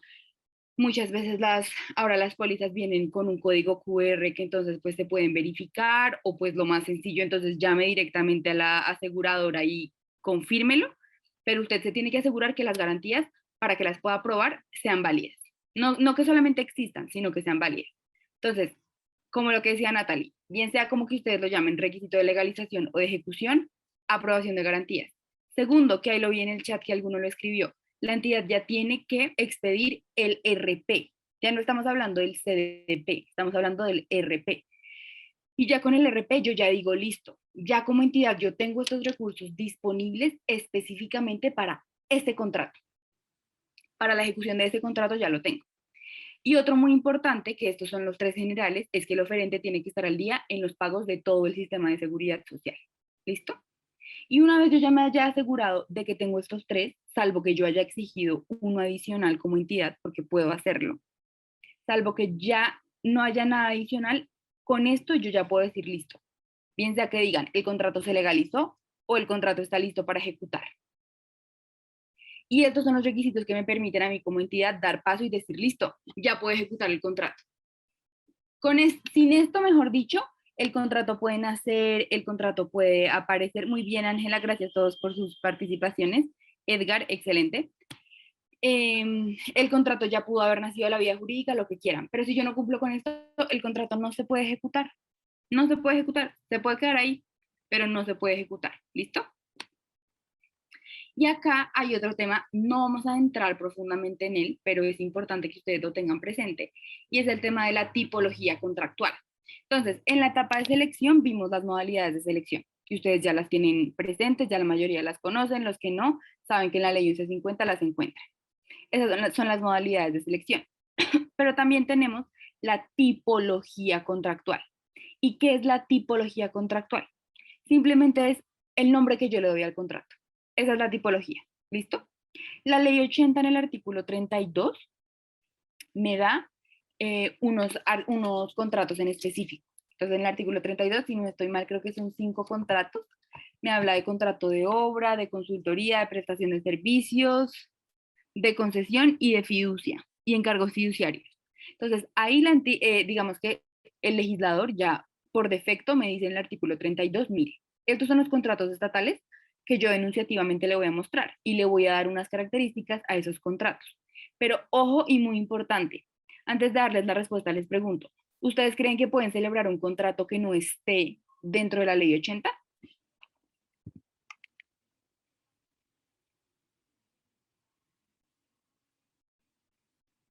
¿Qué creen? ¿Puedo o no puedo hacer un contrato que no esté en la ley 80? Sí, claramente. Excelente. ¿Quién me dio la respuesta por acá? Yo, Oscar. Súper, Oscar. Muy bien. Porque, a ver, les pregunto, ¿ustedes en algún momento han visto en la ley 80 un contrato de arrendamiento? ¿Han visto que la ley 80 les diga, el contrato de arrendamiento es esto, esto y esto? ¿O han visto un contrato de suministro? ¿O han visto un contrato de leasing? ¿No? En la ley 80 no están.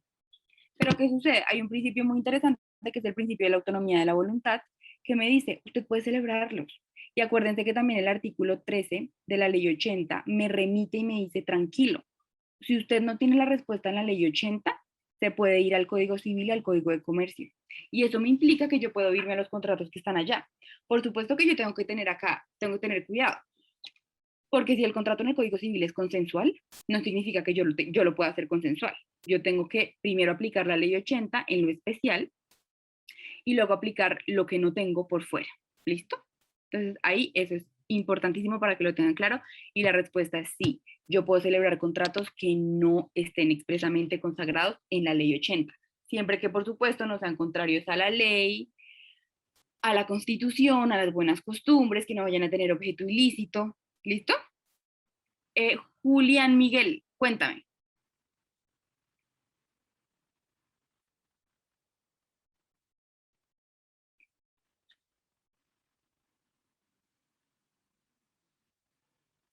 Julián, no sé si yo no te estoy escuchando o alguien lo está No, escuchando. Magdalena, no lo escuchamos. Ah, listo. Gracias, Ames. Bueno.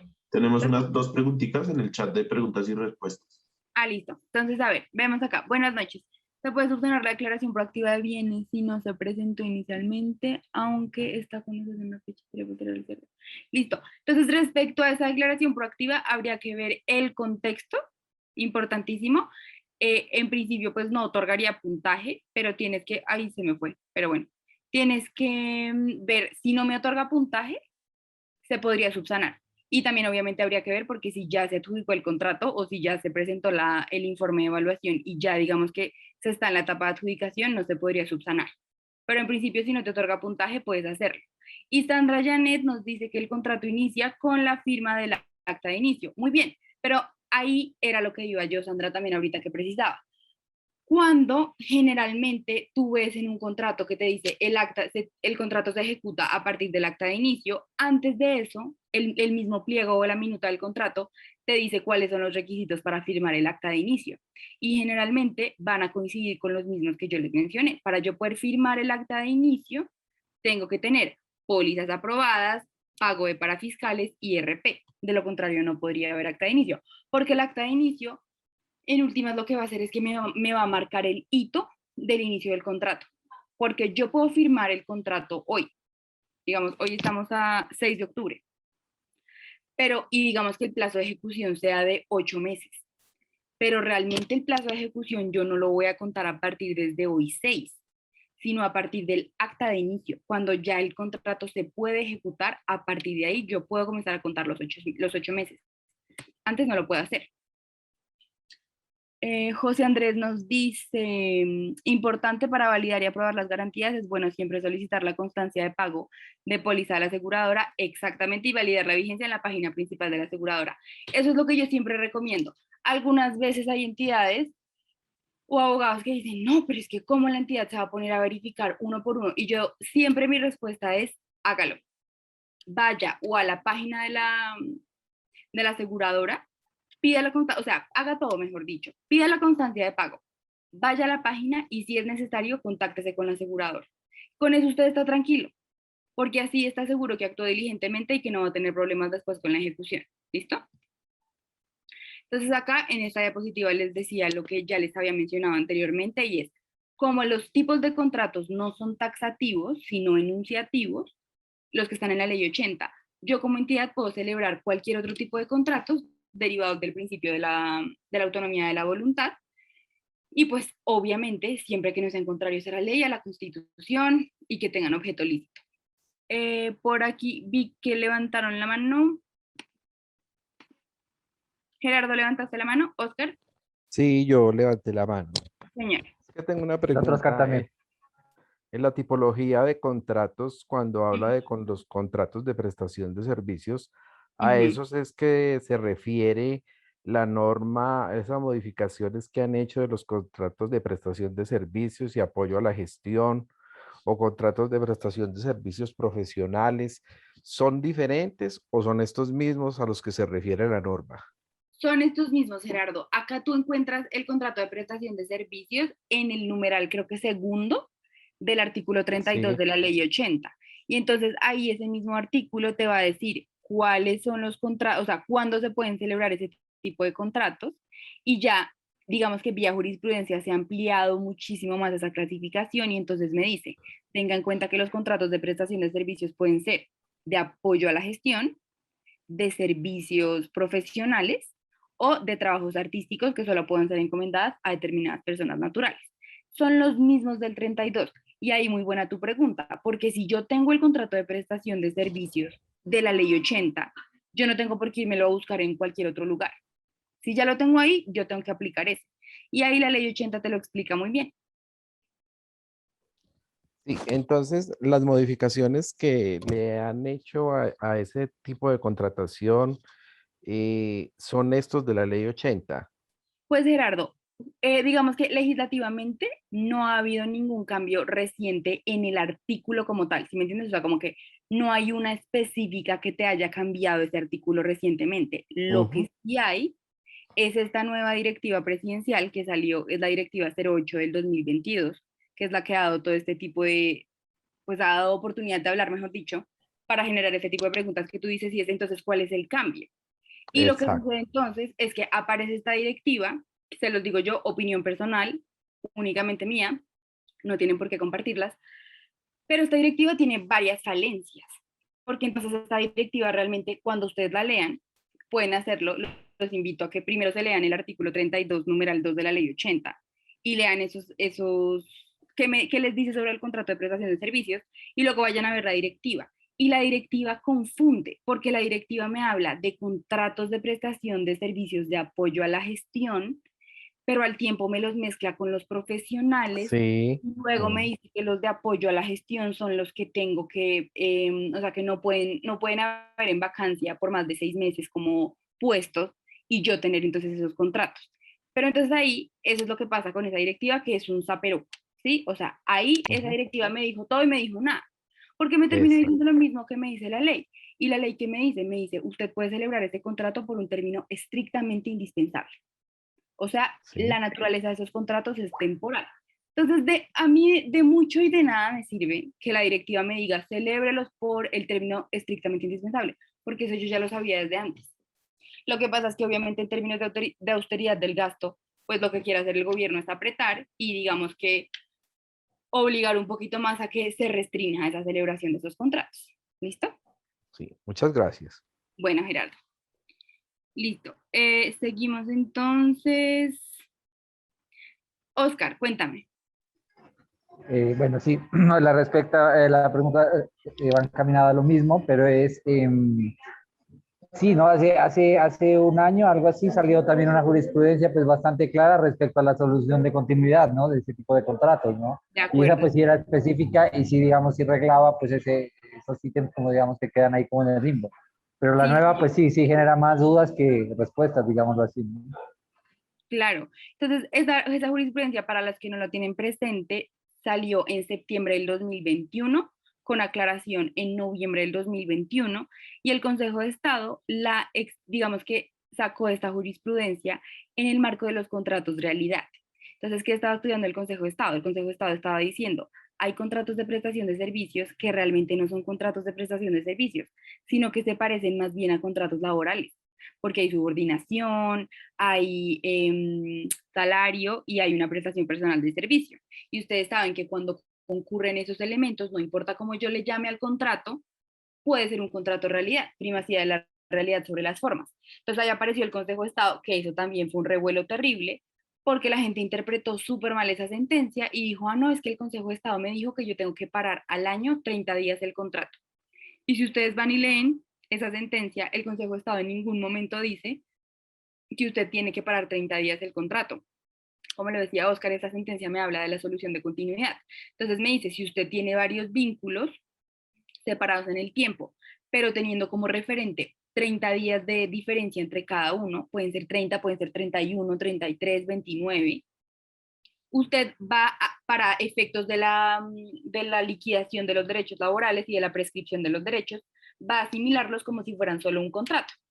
Pero pues eso fue un rollo también porque las entidades se pegaron una enredada terrible, comenzaron a parar contratos y mejor dicho por una interpretación equivocada y el Consejo de Estado tuvo que sacar esta aclaración en noviembre y decir en ningún momento yo he querido decir que usted tiene que parar el contrato de prestación de servicios 30 días en el año.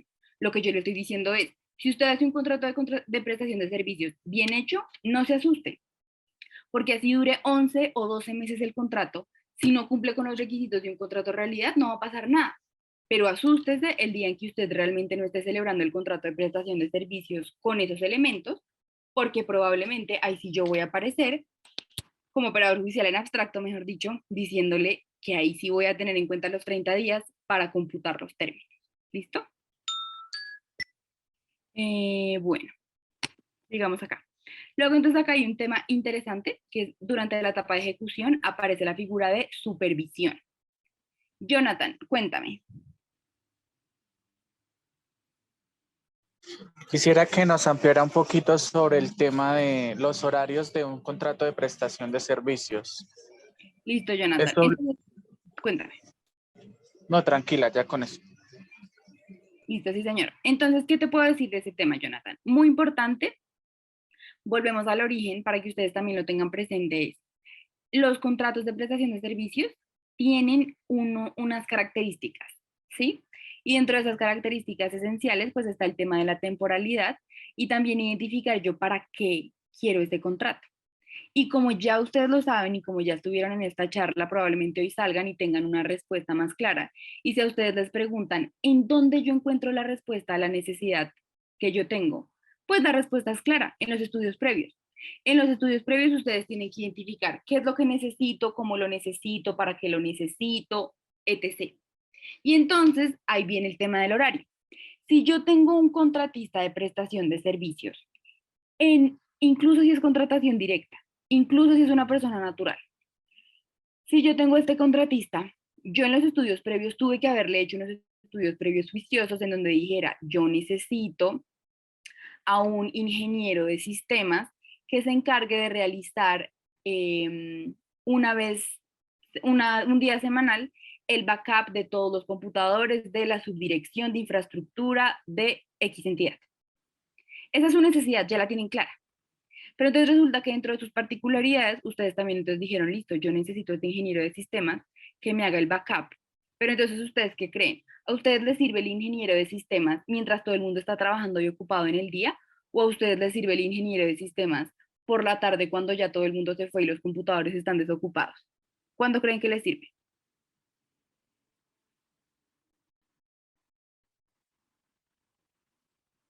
Si yo estuviera, cuéntame, Michael.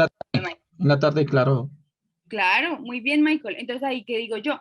Pues yo hago mi análisis y mi estudio previo bien juicioso, y ahí yo digo, necesito a este ingeniero para que me haga esto, esto y esto, en el horario de la tarde de 5 a 8 de la noche, de 5 a 10 de la noche, cuando los servidores ya no están. Y entonces ahí aparece el Consejo de Estado en el año 2021 con esta sentencia que aparece con un término muy interesante que se llama la coordinación. Y me dice, usted como entidad no tiene prohibido poner horarios.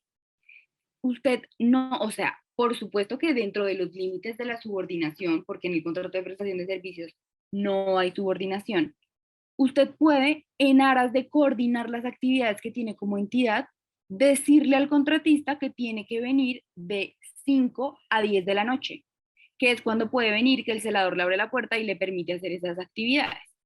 De nada le sirvió a usted si el contratista se le aparece todos los días a las 7 de la mañana, cuando todo el mundo está corriendo, intentando hacer cosas, trabajando, llegando a la oficina, haciendo todo, porque entonces usted ya sabe que desde sus estudios previos usted lo tenía claro. Otro ejemplo clarísimo y sencillo. Si ustedes están buscando una persona que está encargada de la vigilancia y de la seguridad nocturna de su entidad, ¿a ustedes les sirve que el señor se aparezca a las 8 de la mañana en la entidad? No. ¿A ustedes les sirve que el señor llegue a las 6 de la tarde y se vaya, no sé, a las 6 de la mañana? Y entonces ahí es donde vemos y decimos, yo siempre que lo tenga justificado debidamente en mis estudios previos y le diga, vea, es que yo necesito a esta persona para X, Y, Z en este horario porque es cuando funciona la entidad, porque es cuando lo necesito, puedo ponerlo y no hay ningún problema. Porque siempre que esté dentro de los límites que respeten y que no se pasen a la subordinación de un contrato laboral, que entonces es decirle, no, pues usted trabaja 8 horas diarias y se queda las horas extra que yo necesite y usted hace las cosas como yo diga exactamente y mejor dicho, ya se pasa al otro lado, pues ahí sí, entonces ya la entidad tiene que tener cuidado. Pero en aras de la coordinación, la entidad puede poner horarios y siempre que esté justificado bien en sus estudios previos.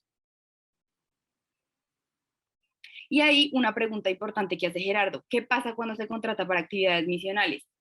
Súper grave porque tú no puedes contratar a un contratista por prestación de servicios cuando vas a hacer actividades misionales de la entidad, porque tú no lo necesitas para eso. Tú a un contratista de prestación de servicios, el 32 de la ley 80 te dice, lo puedes contratar cuando lo necesites para el funcionamiento y la administración de la entidad. De lo contrario, no es un contrato de prestación de servicios y ahí vendrían ya problemas más grandes como alegar que hay un contrato de realidad. Entonces, a ver acá, vamos a ver estas preguntas. ¿Qué opinas sobre las suspensiones del proceso? ¿Cuál es el fundamento jurídico para ello? Listo. Entonces, Oscar Cárdenas, respecto a la suspensión del proceso, ese es un tema complejo. Hay, como te digo, posturas jurídicas que avalan la suspensión y otras que no. Hay unas que dicen el proceso no se debería suspender en ningún momento.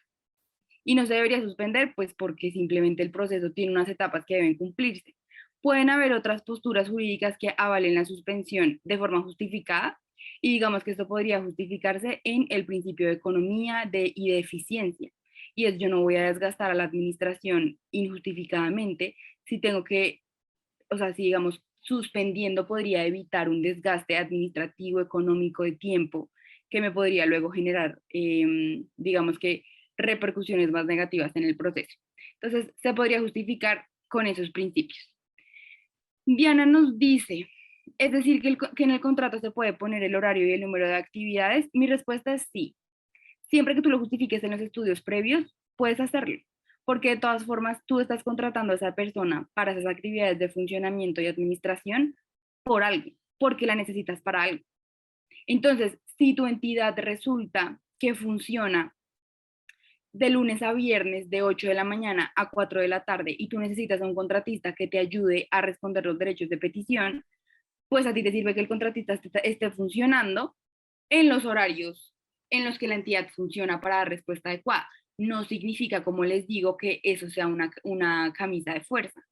El contratista puede, obviamente, con acuerdo con la entidad, organizar pues la manera en la que va a cumplir sus labores, y si es necesario que tú le pongas un número de actividades, puedes hacerlo, porque para eso lo contratas, y tú lo contratas para unas tareas específicas.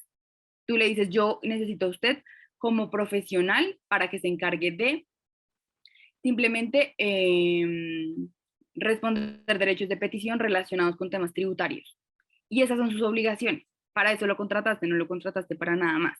Entonces, digamos que lo importante es identificarlo bien en los estudios previos, justificarlo adecuadamente, y que en la ejecución contractual pues no se vayan a configurar otros elementos del contrato realidad que pues puedan dar paso a que luego el contratista alegue eso.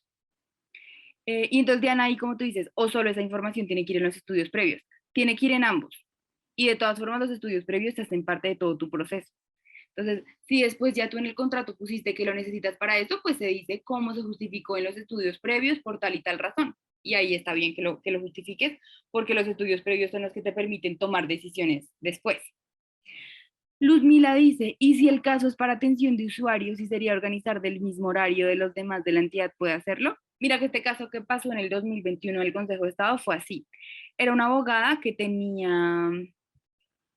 ella trabajaba en una personería, creo que en Antioquia. Y bueno, el caso es que ella tenía un horario y tenía también atención al público en cierto horario.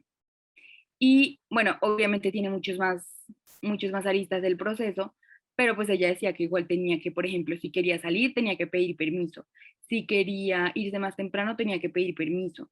Si quería hacer tal cosa, tenía que pedir autorización. Entonces, en este caso, si tú contratas a una persona para atención a los usuarios, pues debe quedar muy específico cuando la necesitas. Como te digo, no puede configurarse la subordinación que digamos que sea en caso obligatorio, que entonces el contratista tenga que pedir autorización para absolutamente todo lo que tenga que hacer, porque se supone que el contratista goza de autonomía y de independencia, pero tú, utilizando también la expresión y la idea de la coordinación, pues puedes decirle al contratista que para coordinar las actividades de la entidad y del contratista, pues es necesario que realice sus actividades en ese horario, sin perjuicio pues de que puedan haber modificaciones.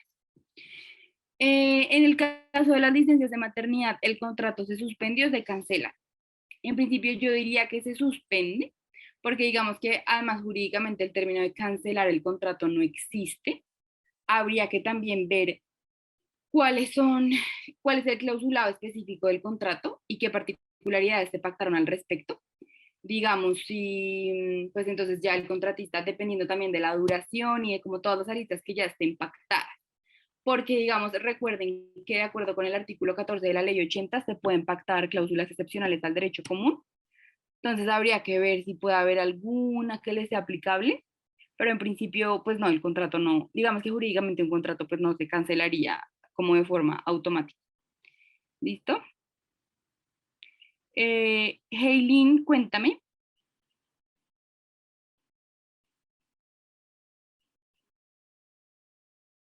Bueno, mientras Heilin nos cuenta, vamos siguiendo para ir terminando porque ya se nos está acabando el tiempo.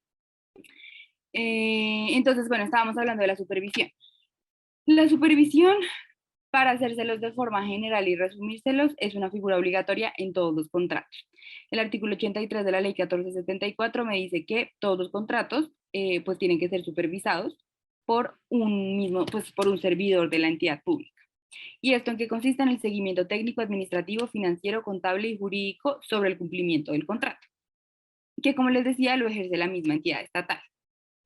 Y sobre esto acá entonces les hago como un paréntesis y es, generalmente la supervisión no es concurrente con la interventoría.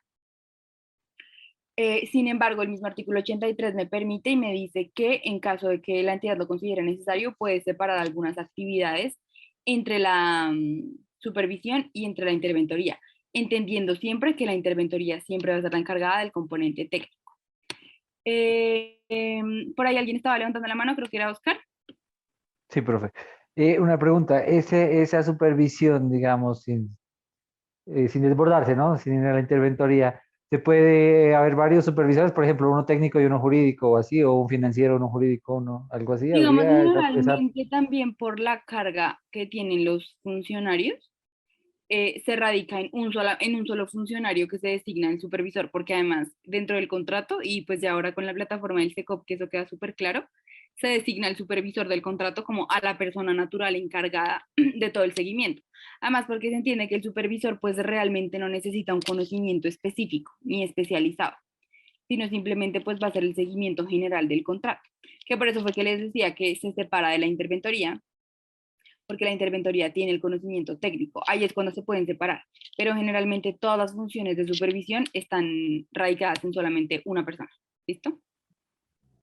¿Un contratista puede ser supervisor? La respuesta es no, Julián. Un contratista no puede ser supervisor. Se pueden contratar, perdón la redundancia, se pueden contratar contratistas de apoyo a la supervisión, pero nunca que ejerzan directamente la supervisión, porque la supervisión siempre debe realizarse directamente por la entidad. ¿Listo? ¿Un contrato de obra puede tener supervisión e interventoría? Sí.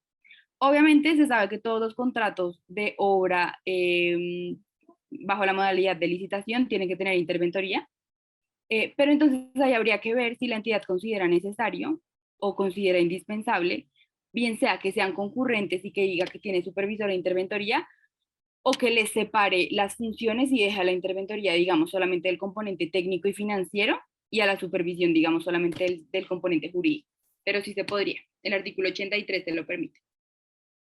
Magdalena, ya Eileen tiene habilitado el micrófono para la pregunta. Cuéntame, Eileen. Doc, sí tengo una inquietud con respecto al tema de los horarios en los contratos de prestación de servicios. Usted sabe, y creo que toda la mayoría sabemos que en la administración pública eso es lo que más, con lo que más nosotros tratamos la mayoría del tiempo. Entonces, me preguntaba aquí, ¿qué pasa si, como usted decía que debe estar estipulado, debe estar contemplado tanto en los estudios previos como en el contrato, pero qué pasa si yo lo contemplo en los estudios previos y no en el contrato, o viceversa, lo contemplo con el contrato un horario requerido y no lo contemplo en los estudios previos? Y otra pregunta, ¿y cuál sería el soporte legal si mañana más tarde, efectivamente, dado que se requiere la actividad, por ejemplo, del ingeniero, como usted decía, del ingeniero de sistema en un horario, puede ser los lunes o los martes, un horario estipulado, ¿cuál sería el sustento legal para que más adelante la entidad del ordenador del gasto defenderse por una investigación que pueda venir más adelante, colocándolo en esos términos? Listo, Eileen. Entonces, respecto a la primera pregunta de que no se contemple o en los estudios o en el contrato o viceversa, yo te diría, importantísimo.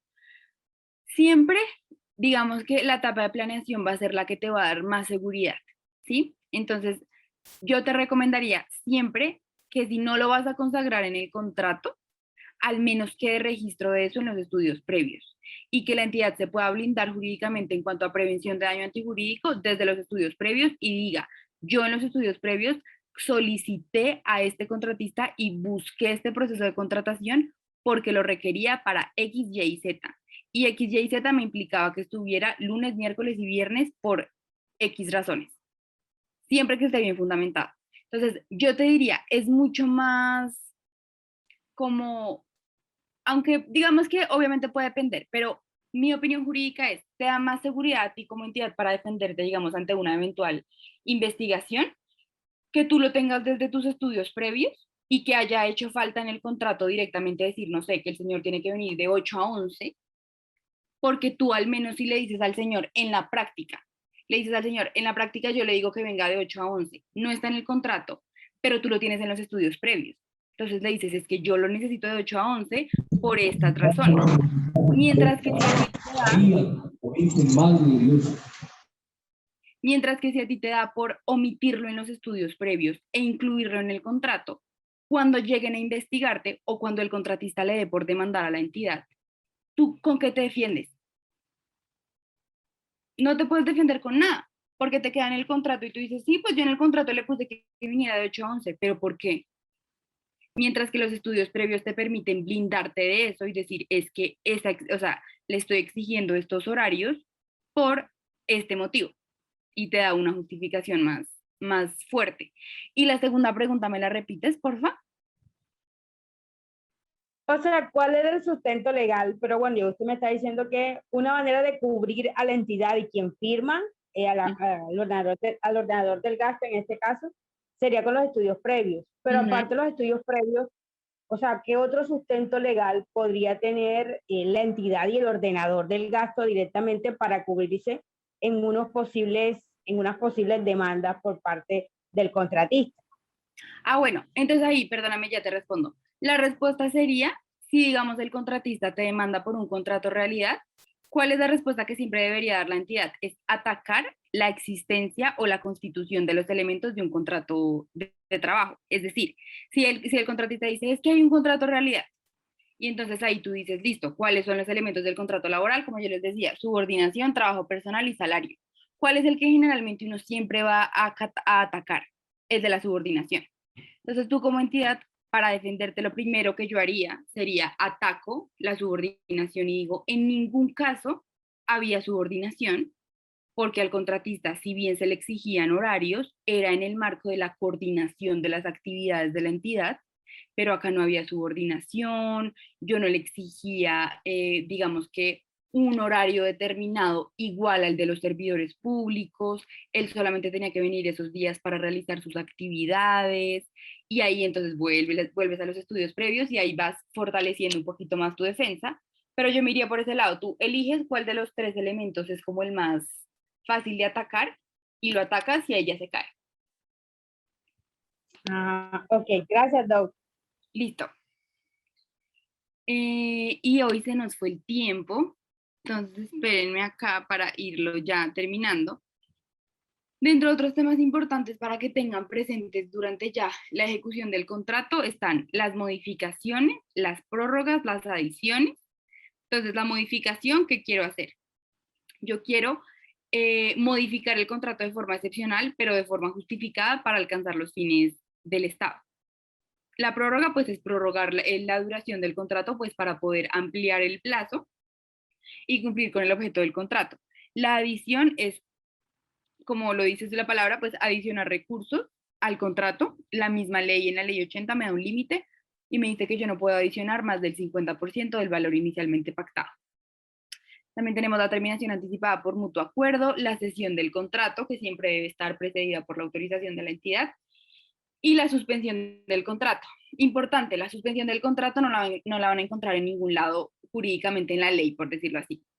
Entonces, la suspensión ha sido también desarrollada por el Consejo de Estado y me dice que la suspensión se da cuando hayan situaciones de fuerza mayor o caso fortuito o de interés público que generen la imposibilidad de ejecutar el contrato. ¿Listo? Y esperen a ver, acá hacemos un barrido general de lo que tenemos porque terminemos con liquidación y ya nos quedan 2 minutos de preguntas y terminamos. Entonces, ¿la liquidación qué es? La liquidación es un ajuste de cuentas, básicamente. ¿Listo? Y con ese ajuste de cuentas, ¿qué hacen las entidades? Pues ya se declaran a paz y salvo con el contratista o se identifican cuáles pueden ser las posibles obligaciones pendientes por cumplir si se necesitan con posterior a la ejecución del contrato. El artículo 60 de la ley 80 me dice cuáles son los contratos que son obligatorios de liquidar. Entonces me dice tracto sucesivo, que significa que bastante similar a los de ejecución o cumplimiento que se prolonga en el tiempo, y es que las obligaciones no se realizan en un solo momento, sino que se van ejecutando a lo largo del tiempo. Y también los demás contratos que en razón del objeto y de las obligaciones que tengan, pues se requieran liquidar, con excepción de los contratos de prestación de servicios y apoyo a la gestión, salvo que las partes lo estimen convenientes. Como ustedes ya saben, estos contratos de prestación de servicios pues sí se prolongan en el tiempo, pero si la entidad considera que no es necesario liquidarlos, no es necesario liquidarlos. Si considera que sí, pues se puede proceder con la correspondiente liquidación. Y entonces la regla general es que la liquidación se va a hacer de mutuo acuerdo dentro del término fijado en los pliegos, o pues obviamente lo que las partes decidan. En caso de que no haya ese término, entonces comienzan a correr ya los famosos 30 meses que seguramente ustedes han escuchado, y es que yo tengo los 4 meses siguientes para poder hacerlo de mutuo acuerdo. Entonces tengo 4 meses siguientes. Y después, en caso de que no se proceda con esa liquidación, la entidad tiene 2 meses para hacerlo de forma unilateral. O sea, ahí van 6 meses. Y si no se ha realizado en esos 6 meses la liquidación, se puede hacer dentro de los 2 años siguientes al vencimiento de los términos anteriores. O sea, ahí van los 30 meses, 6 y luego tengo 24, 2 años. Que esos 2 años son los mismos 2 años que tengo de la prescripción de la acción de controversias contractuales. ¿Listo? Es importantísimo para que lo tengan en cuenta. Con la liquidación, es deber también del contratista realizar las salvedades que considere necesarias. O sea, si él considera que la entidad dijo, no, es que el contratista me debe X cantidad de obras, y él considera que no las debe porque sí las cumplió, tiene que dejar salvedad. De lo contrario, la liquidación ya queda hecha, queda, por decirlo así, consumada, y después el contratista ya no puede reclamar, porque si no hizo las salvedades correspondientes en el acta de liquidación, es como si hubiera aceptado el acuerdo al que llegaron, y ya no habría forma de, pues, de que pudiera reclamar. ¿Listo? Y listo. Ahora sí, tiempo récord. Nos quedan 5 minuticos para preguntas, y entonces ya terminamos. Entonces, a ver acá. Sandra nos... esperen acá, subo un poquito. Lidia nos pregunta, en función del objeto del contrato y de la entidad, ¿qué pasa si el contratista tiene que superar el horario? Pues ahí es donde viene el problema, Lidia, que es complicado, y es que, pues, digamos que tú contratas al contratista para que realice cierta actividad. El problema de establecer un horario es que hay límites. Entonces, si tú ya le dices al contratista que tiene que trabajar, no sé, me invento algo, de 10 a 4 de la tarde, pues si tiene que trabajar más, ya entonces la entidad se ve atada por ese mismo horario que propuso. Mientras que si la entidad simplemente lo hace con obligaciones, digamos, de resultado que tiene que cumplir el contratista, pues digamos que el tiempo que implemente, por decirlo así, o que gaste o que invierta el contratista, pues no va a ser tan relevante para la entidad. Entonces, ese es el problema de establecer el horario, porque pues existen esos límites que luego entonces el contratista puede alegar y puede decir, no, es que a mí me hacían quedar más, y entonces sí hay subordinación, y bueno, ahí es más complicado. ¿Cuántas veces puedo prorrogar un contrato? Digamos que la prórroga del contrato pues debe ser debidamente justificada, no se puede hacer como de forma arbitraria. Entonces, siempre que la adecuada ejecución del contrato lo requiera, se puede hacer. Lo que nos dice la ley es lo que les mencionaba de los límites de la adición. Entonces, ustedes pueden prorrogar el contrato tantas veces sea necesario y suspenderlo, ahí seguido la pregunta de Sandra, suspenderlo tantas veces sea necesario. Sin embargo, si ustedes lo prorrogan demasiado en el tiempo o lo suspenden demasiado, van a incurrir, y probablemente lo que van a tener después van a ser sobrecostos que va a tener que asumir la entidad, o que ya entonces nos van a llevar a otras situaciones que entonces sí tenemos que tener en cuenta el límite que nos da la ley 80 de la edición, que solamente puede ser del 50%. Entonces, por ejemplo, si ustedes tienen un contrato de 100 millones de pesos, pueden adicionar los 50 millones de pesos, ¿sí? Porque es el 50%. Pueden hacerlo en una sola vez o pueden hacerlo en 50 veces. Ustedes pueden adicionar los 50 veces de a 1 millón, porque hasta que no se pasen el límite, la ley se los permite. Pero si ustedes se pasan de esa adición, ahí es donde ya hay problemas porque la ley no lo permite. ¿Listo? En un contrato de suministro. Listo. Digamos que el procedimiento, Arelis, que me preguntas de incumplimiento, importante que tengas en cuenta el artículo 86 de la ley 1474, que me habla del trámite que la entidad tiene que seguir en temas de incumplimiento, que es todo el debido proceso. Entonces tiene que haber un informe del supervisor, el supervisor tiene que decir cuáles fueron las obligaciones que se incumplieron, cuándo se incumplieron, cuáles son los hechos que lo sustentan, cuáles pueden ser las consecuencias del incumplimiento. Y una vez ya se haya determinado todo ese procedimiento del artículo 86, ya la entidad puede decir si declara el incumplimiento, si pone multa, si ya el incumplimiento es definitivo, si impone la cláusula penal o pues digamos dependiendo del proceso. Gerardo pregunta, ¿cuál es la diferencia entre actividades misionales y de apoyo a la gestión? Entonces, misionales son actividades propias de la entidad, o sea, propias del objeto de la entidad. Entonces, ¿qué es una actividad misional? Por ejemplo, las funciones que puede realizar un secretario de suministros de una entidad. Eso es una actividad misional, ¿sí? Mientras que de apoyo a la gestión, simplemente pueden ser labores como estas que ahorita mencionábamos, que es una persona que sea la encargada únicamente de dar respuesta a derechos de petición de X labor, o que sea la encargada de digitar y pasar unos documentos físicos a unos documentos digitales. Entonces digamos que ahí pues eso es una actividad de apoyo a la gestión y no tendría que ver directamente con la misión de la entidad. ¿Listo? Perdónenme que ahorita los saqué un poquito rápido, pero era para que tuviéramos ya todos los temas cubiertos y asegurarme que más o menos hubieran tenido un esquema de todo, entonces se los resumo brevemente para que los tengan presentes. Y entonces es etapa de planeación. Después de la etapa de planeación, o sea, tenemos esa etapa precontractual grande, etapa de planeación, etapa de selección, luego ya la etapa contractual, la etapa de ejecución y la etapa postcontractual, que ya viene la etapa de liquidación. ¿Listo? Antes se utilizaban las actas finales, ya no se usan. Sí, ahorita se pueden utilizar actas de recibo parcial y acta de recibo a satisfacción. Digamos que depende del contrato y de cómo quiera manejarlo la entidad.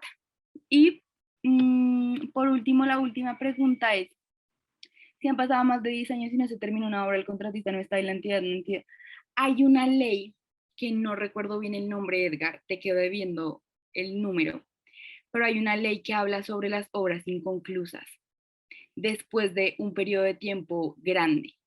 Entonces, te quedo debiendo el número porque pues no lo tengo presente en este instante, pero regula específicamente ese tipo de situaciones y hay como un banco de obras inconclusas, algo por el estilo.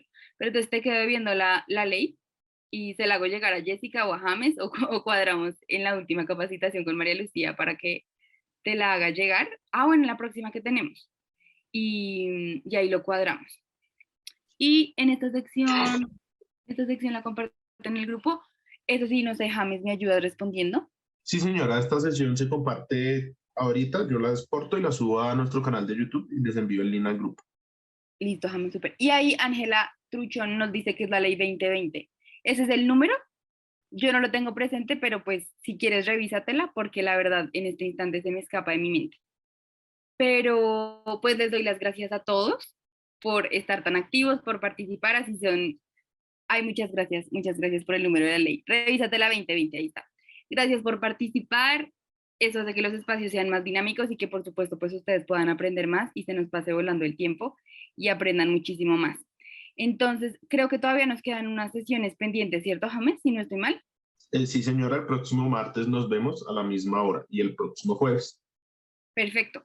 Entonces ahí nos estamos viendo y pues ya si quieren tener otras preguntas para la próxima sesión las van guardando y las hacemos de los temas que estemos viendo y entonces nos vemos la otra semana. Muchísimas gracias a todos y ya en una horita yo creería tienen en el grupo de WhatsApp el link de la clase grabada. Listo, James, súper. Gracias, feliz noche. Magdalena, a ti muchísimas gracias, eres muy amable, a todos. Gracias.